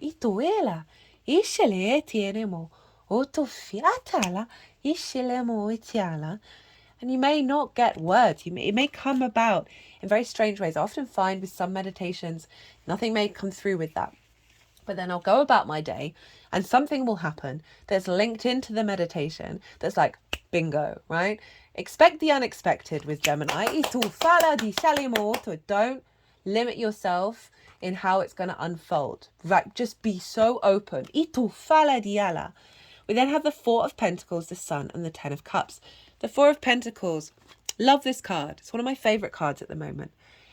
This card for me is all about our inner frequency, being in its sovereign nature and being protected and not getting distorted by the external in a way that diminishes its energy. And it's then able to create and build a sense of structure and stability out in the world. This is what the Four of Pentacles. And so this really sums up you coming into a space of your power, and you're then going to be able to build from that. And we've got the Sun and the Ten of Cups. Such positive cards. The Sun, big yes card. Really sort of acknowledging your own light, acknowledging your own clarity, your own vision, and coming at it from a space of curiosity and joy and play, very Gemini in nature, rather than that Nine of Swords, rather than that Eight of Swords of being limited by anything. Right? If you see the inner child there, right, getting to the root of self and clearing the clutter and then seeing what manifests from that root essence. Ten of Cups. So this inner power, this inner strength of self is leading to a ripple effect out in your world, right? This is the only rainbow in tarot. The rainbow for me is the chakra body, right? Light refracted. So when we're in alignment of self, we then see the externalized representation of that. We see rainbows. We see that inner alignment externalized. And so that can be in any form. Or let's put in the Merkaba. Tiger's Eye Merkaba at the center of you. Very... Oh, really enjoyed this reading. Really enjoyed this message. If this resonated, it would bring me great joy if you hit the like button. Love to hear from you as well. Also helps the algorithm. Facts are facts, but genuinely, I love hearing from you all. If you want a more personal reading, perhaps to deep dive into what came through here based on your natal chart or anything else, my website is in the description box and my email address is in the website. So send me a line and I'll get back to you. Other than that, pile 2. Woo, loved this reading. Be good to yourselves. Be good to those around you. And most importantly, be well until we meet again. Hello and welcome, pile 3. Goodness me. We've got I'd pre-shuffled some tarot before starting this reading for you, which I'll read after going through this oracle message for the Mercury Sun Cazimi. What is being activated? And that's then going to unfold with you on your journey as you go through.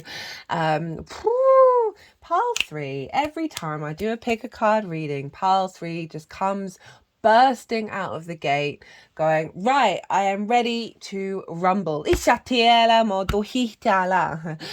new viewers. If you didn't quite catch the introduction, I channel multi-dimensional energies through my body, both in the form of physical and vocal light language. So you'll hear certain things and you'll see certain things, and this is all bringing in healing, attunement, and activation codes to what's coming through in this reading. Now, apologies, I probably sound quite bunged up. I have just come out of the tail end of a cold. I had a big activation, release, integration energy over the weekend. And so often when you get a big download, the 3D world just comes doof, because my body's recalibrating. So I do apologize, but it is all part and parcel of our 3D experience, guys.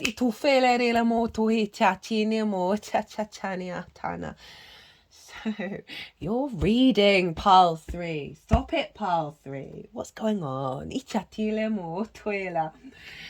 This is basically, in a nutshell, right? Cracking you wide open to step into your full passions and drives.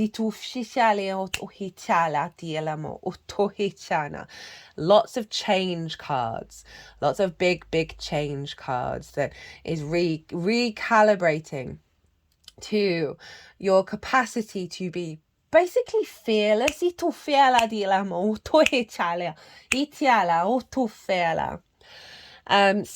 let's go with the first card. Wait, there's sorry, they wanted to put these feathers, so I've got an owl feather, and I believe this is a goose feather. That I collect feathers that I find in the park. And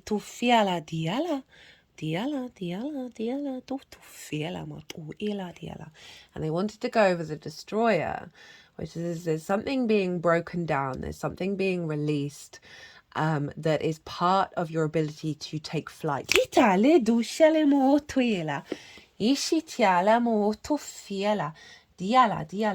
And combined with the Lemurian quartz crystal.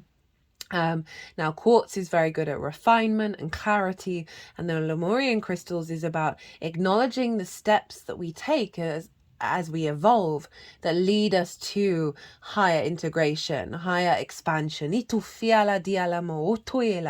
it feels like there's a big leap here that's happening, that's being activated. Sort of moving them over the third eye.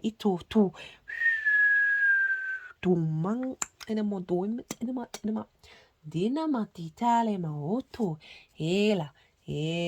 really focusing on, I will get round to this, she who flows and inspire passion. Just heard the words relight my fire.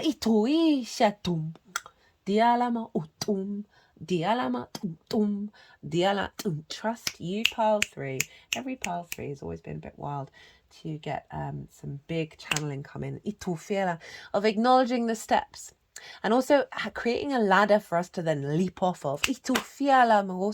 Without fear. So there's a big transition point that's happening here. So we're going to go with the destroyer. Love this card. It's like the death card. And the tower. Really. The savage, the unexpected, the rejected.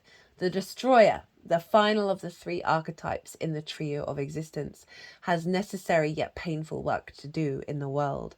Culturally, we have an aversion to endings, and we hang on to the permanence as a signifier of success.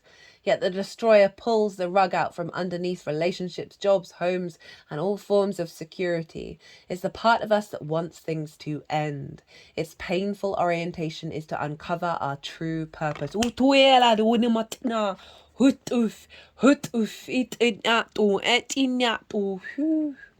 The destroyer does not let us linger long in comforts, as it knows not much happens in that realm with its piercing eyes. It seeks out stagnancy from a distance, and the rest becomes history. In the old myths, this is the moment when heads begin to roll. The ground opens up, the castles crumble, and hold on for dear life. Hold on for the ride. The destroyer has arrived. Ishina, it says swift and precise blows that redirect our life. Consider Picasso's statement. Every act of creation is first of all an act of destruction. Shiva was known as the destroyer. In the Hindu tradition, they have 3 deities, Brahma, Vishnu, and Shiva. Brahma is the creator, Vishnu is the sustainer, and Shiva is the destroyer, and dances on the land and breaks it up through the merriment, breaks up existence, honoring the cycle of life, death, and rebirth.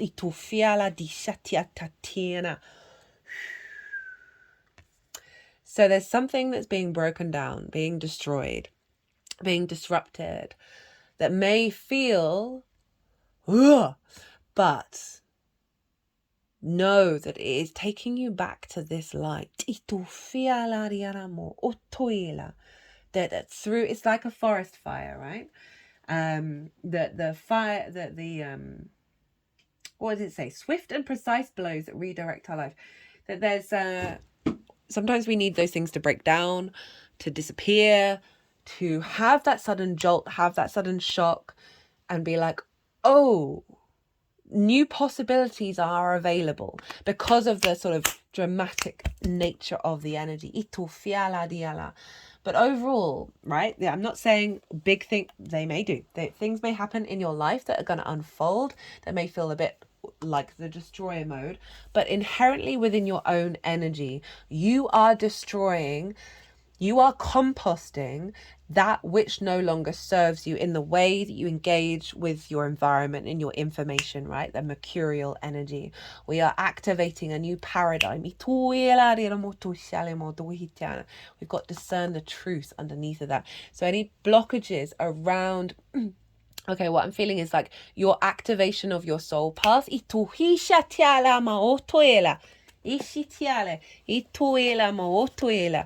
That this is a frequency, a very powerful, like square in the eyes. You are who you are. You know what you know. Your truth is about to roam into the world.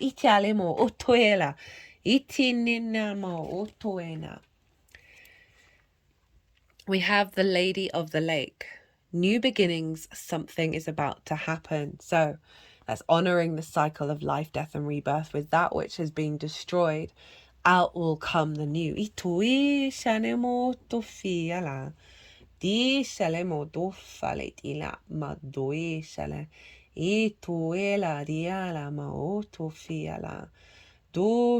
Whether the Lady of the Lake was one woman or a combination of many, what's certain is that when this powerful goddess comes across your path, something significant is about to happen. And the presence of this card brings with it a message that something significant or new is already here or will soon appear upon your path of destiny. New beginnings. That clarity of the sword, right? Mercury, Gemini is an air element. The sword, the ace of swords, right? The truth, it will set you free. Something. There's going to be a shift in your frequency that is activating a new adventure.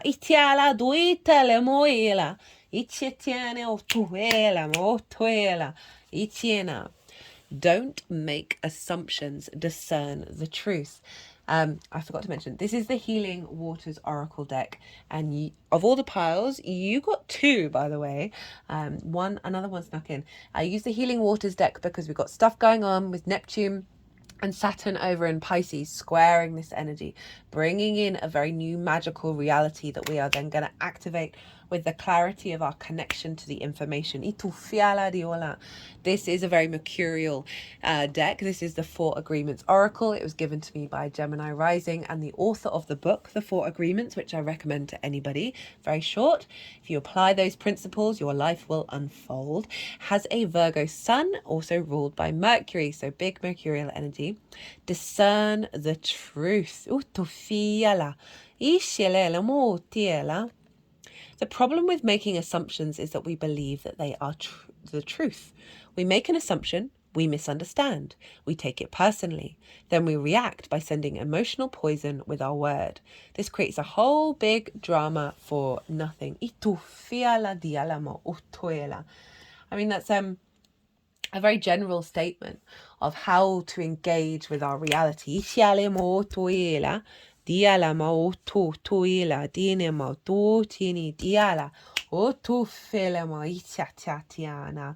know, with that Lady of the Lake, with that sword, right? The sword of truth, that ace of swords that I was talking about, the key that's being unlocked. Things are being discombobulated, destroyed, broken down in order for that sword to be revealed from the lake, from the depths of your unconscious spaces. That's bringing in a more clarity around you finding your inner truth, right? Rather than entangling yourself with the external, you are liberating your inner frequency.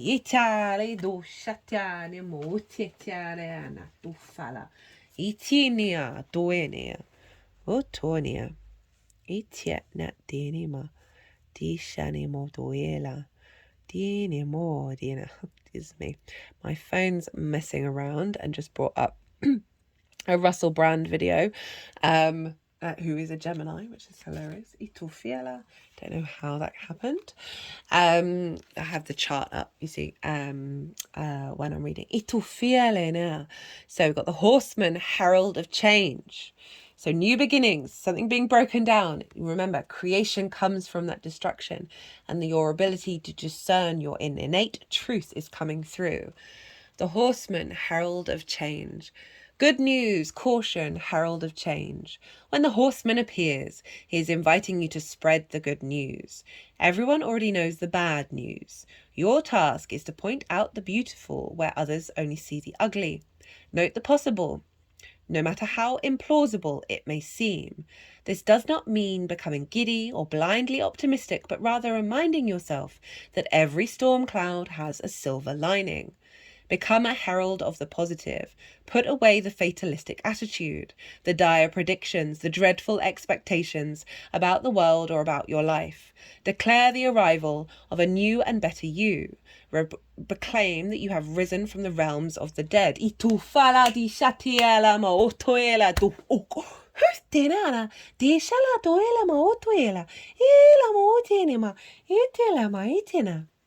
Proclaim that you've risen from the realms of the dead, woken from a long and dreadful slumber, and are back again on the world stage. The show is on again, relighting your fire. You're activating a new principle from yourself, right? So often we can get bogged down in the woe, right? And the frustration at life. And this Gemini energy, genuinely, I love it so much, is giving us the energy frequency to cultivate a capacity of genuinely finding curiosity and creativity in every single moment, even the difficult ones, right? Finding the laughter, finding the ability to shift gear, without negating the heaviness, right? You are a multifaceted being. You are capable of holding more than one energy at once, right? You can weave with this energy out on the cosmic ocean. The horseman cautions you not to allow your exuberance to become hollow or trivial. Be sure that there is substance to the news you spread, and you are willing to live up to the expectations you raise. The world will welcome you with open arms as you share an uplifting message. There's a real sense of activation here, of liberation. So interesting with the horseman, Sagittarius, which is opposite Gemini, is obviously the the centaur, the archer, with its bow, leaping and moving into the world.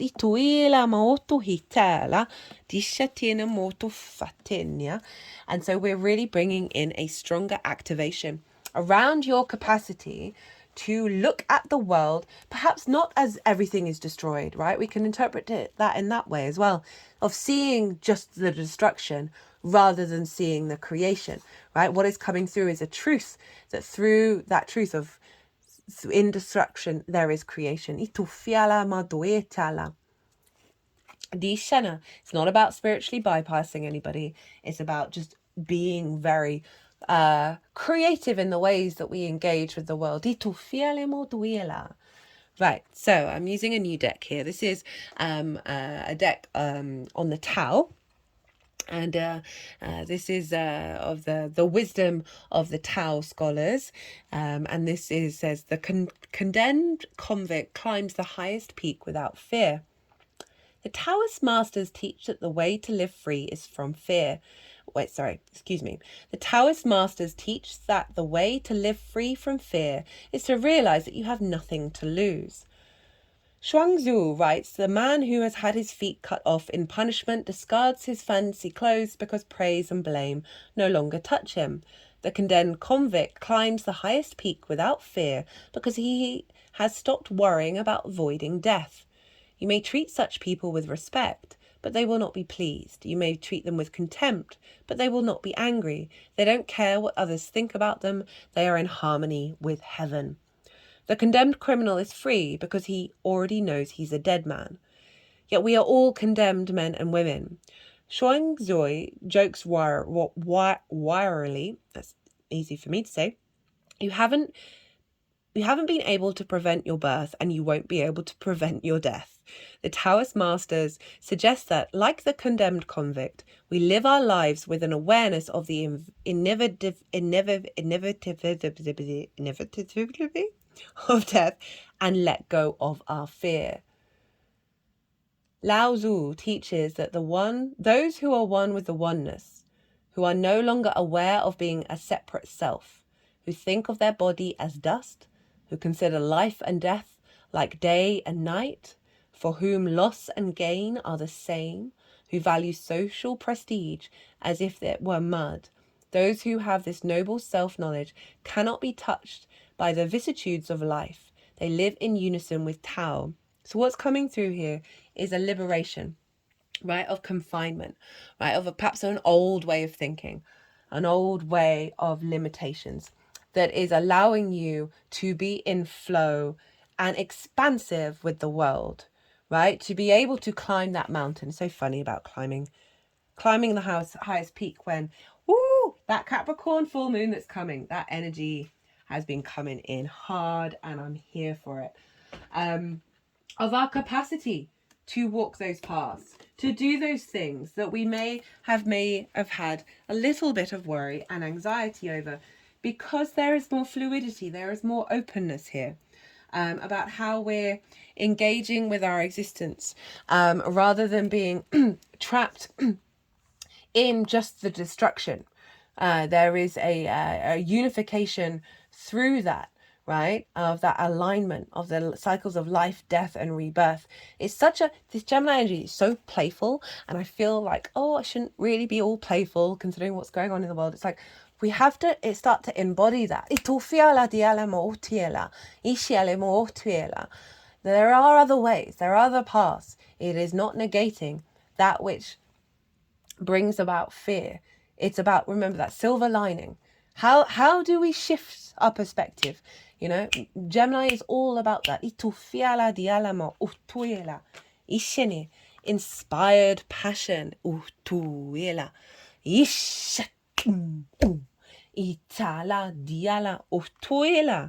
Life devoid of passion can be boring.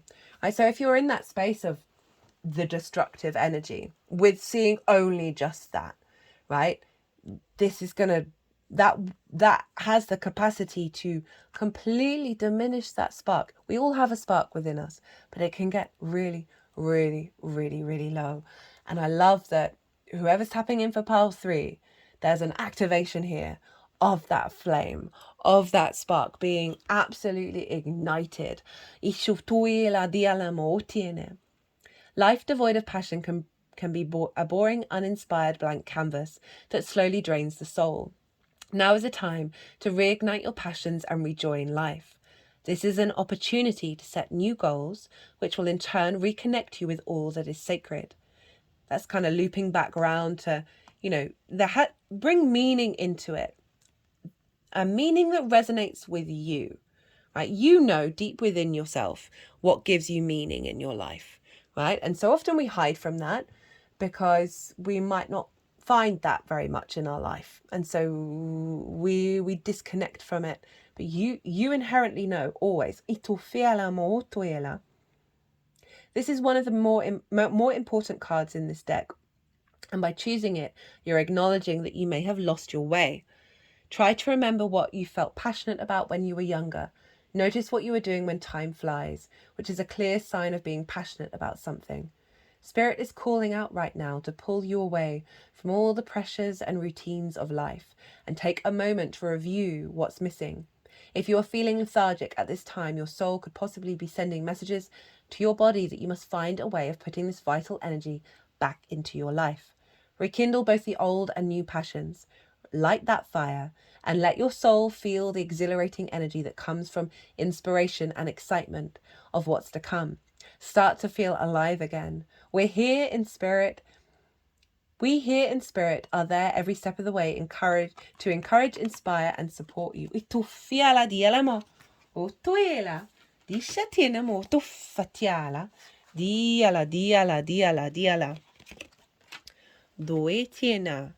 So, she who flows. Ease, being open to change, go with the flow of life. So when the rubble comes down, when you reconnect, you're reconnecting to your fire here. Your fire and your truth. And I love that combination of the air and fire with Sagittarius there as well, opposite Gemini. That is then putting you back into a flow state. Ituila dialamo utuila. Water is the most powerful force on our planet. It has the potential to destroy everything in its path. Destroyer. Or be embracing, still, and gentle.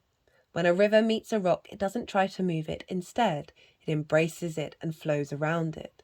It doesn't question why the rock is there. It sees it as part of its path. Water teaches us how to flow with life, how to greet the obstacles on our path with open arms and receive life fully. In this way, the world's waters have literally shaped and crafted the entire landscape of the planet we know and love today. This card invites you to stop seeing the unexpected things in life as obstacles, and instead to treat as an invitation to embrace life, to find a way to soften and embrace what occurs rather than try to avoid it or fight it, to flow with rather than resist. What unexpected obstacles are you resisting or fighting against right now? What would happen if you embrace them as part of your path? Again, sort of mixture of the balances of that, of the destroyer mindset, right? So if we apply that as a mindset that you come into life and seeing things as chaos, seeing things as conflict, seeing things as being destroyed and the woe of it all. I speak from experience. I've definitely been there. There's something's coming through that you're coming up from that lake with the truth. You're seeing things in a way that is allowing you to shift that perspective into flow. Right, into of movement rather than a fixed energy.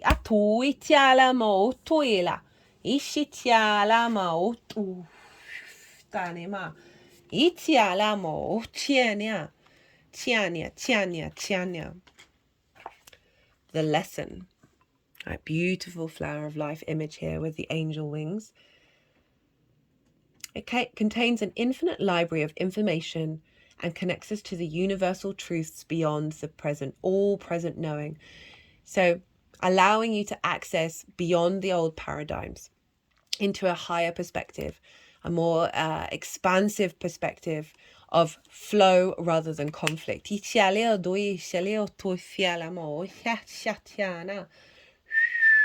Choosing this card, you are asked to consider what lessons you are learning at this time in your life. Life can be a joy-filled magical school if you decide to utilize the resources. The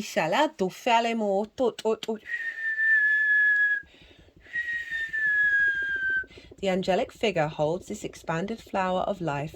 They're just doing energy around the heart chakra. Holds the expanded flower of life up for you and asks you to join in touching universal wisdom. Itata, diala, dofana. What connects your inquiry to the lessons you are learning at this moment in your life? What has happened recently that needs clarification or a larger perspective? Allow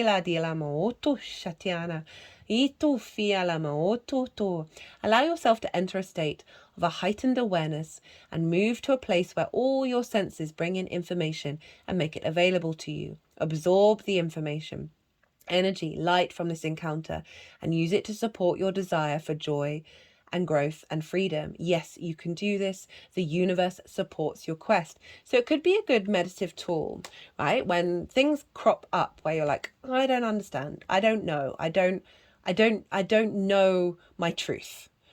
and draw on this imagery. Perhaps get a flower of life mandala, or I'm sure, or envisage it in your own mind, and then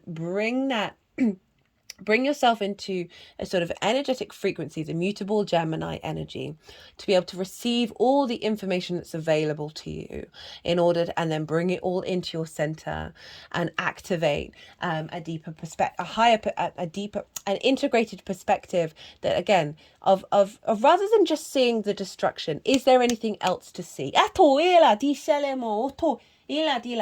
that, we can struggle to navigate outside of that framework. And it takes practice. But this reading, the reason you're connecting this reading, is that this energy download is coming into your vessel. And it's here to sort of be aware and understand what that energy is in order to work with it as it unfolds. And amplify it. We have the Luna, we have Moon. So interesting. We also have Luna and the volcano. Okay. I wanted it that way around.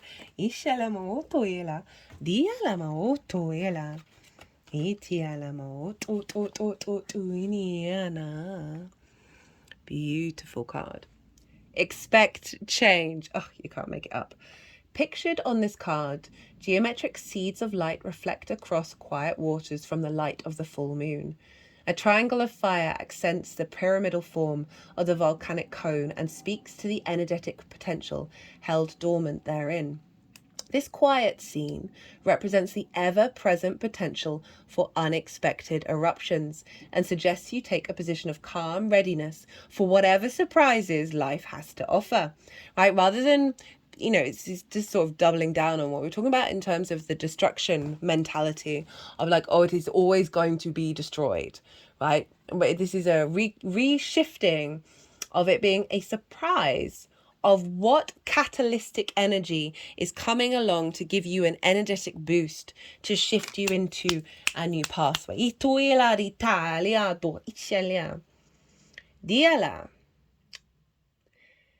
Just when you think, sorry if I've reread this, just when you think you have circumstances under control, the universe may offer you a lesson of change. Look at these surprises and their attendant challenges as gifts.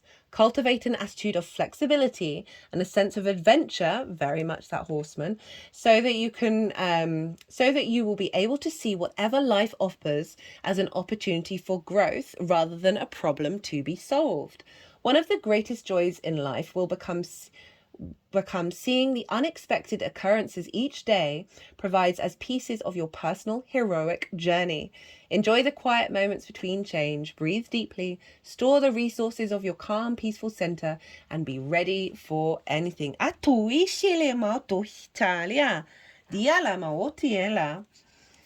Woo! Rock and roll, eh? No, not sure why I said that. Lunar, moon, mystery, receptivity, intuition.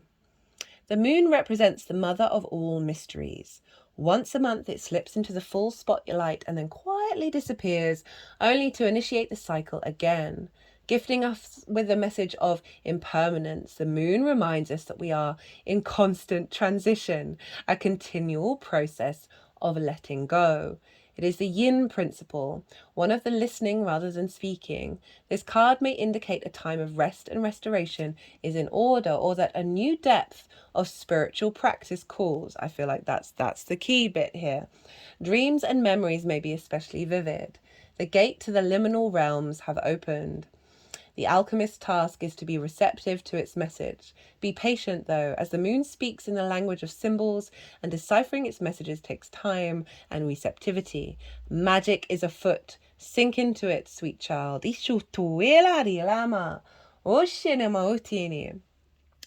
this, I love that they wanted this one last, because it's like the uncertain. Like, I can understand with that destroyer energy of being on the lookout for it, not being comfortable with the unknown, right? Because if you're always thinking that that's coming through,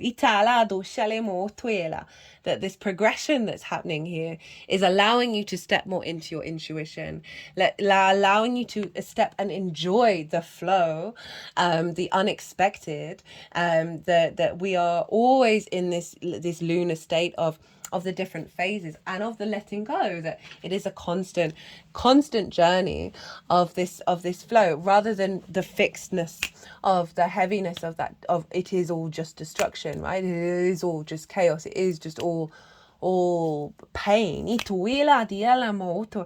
Love that transition.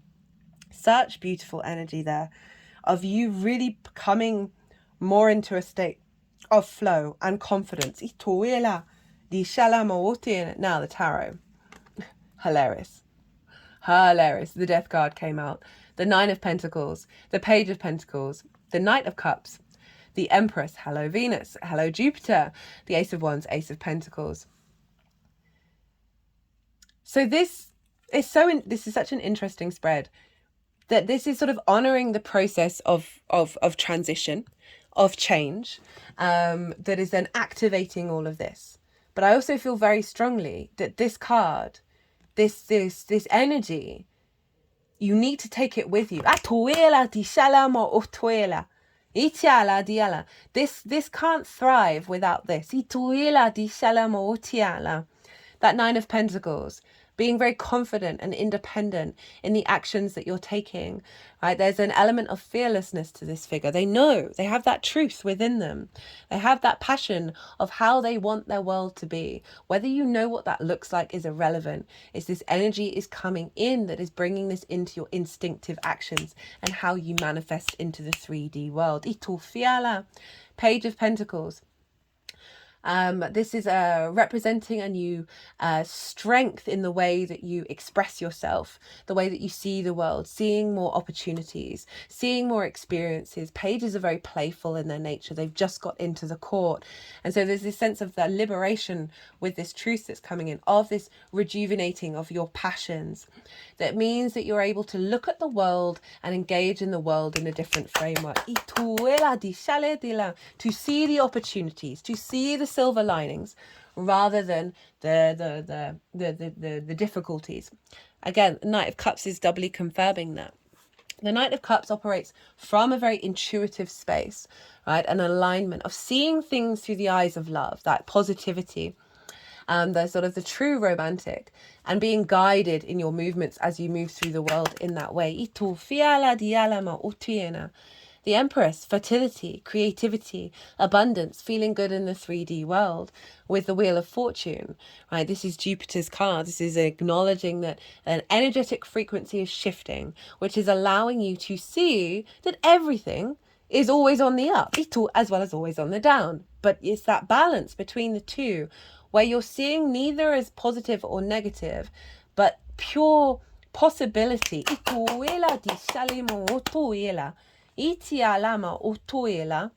Ace of Wands, Ace of Pentacles, your fire being relit, right?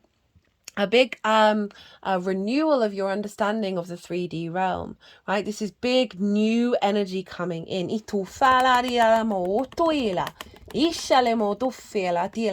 you've got some big activations around your passions, your connection to your 3D realm. This sense of abundance, of possibility. With those two aces. Ooh, Power 3, that was fun. I enjoyed that. I hope you did too. If this resonated, I would love to hear from you. Drop me a comment, hit that like button. It will bring me a lot of joy. I really am enjoying doing these pick a card readings. If you want a more personal reading, perhaps to expand on this message in regards to your natal chart, or about anything else, my website is in the description box and my email address is on the website. Send me a line. I've also got Instagram, so you can send me a DM or a voice note. But other than that, woo, pile 3. I felt very energized by all these 3 piles. It feels very liberating. Be good to yourselves, be good to those around you, and most importantly, be well until we meet again.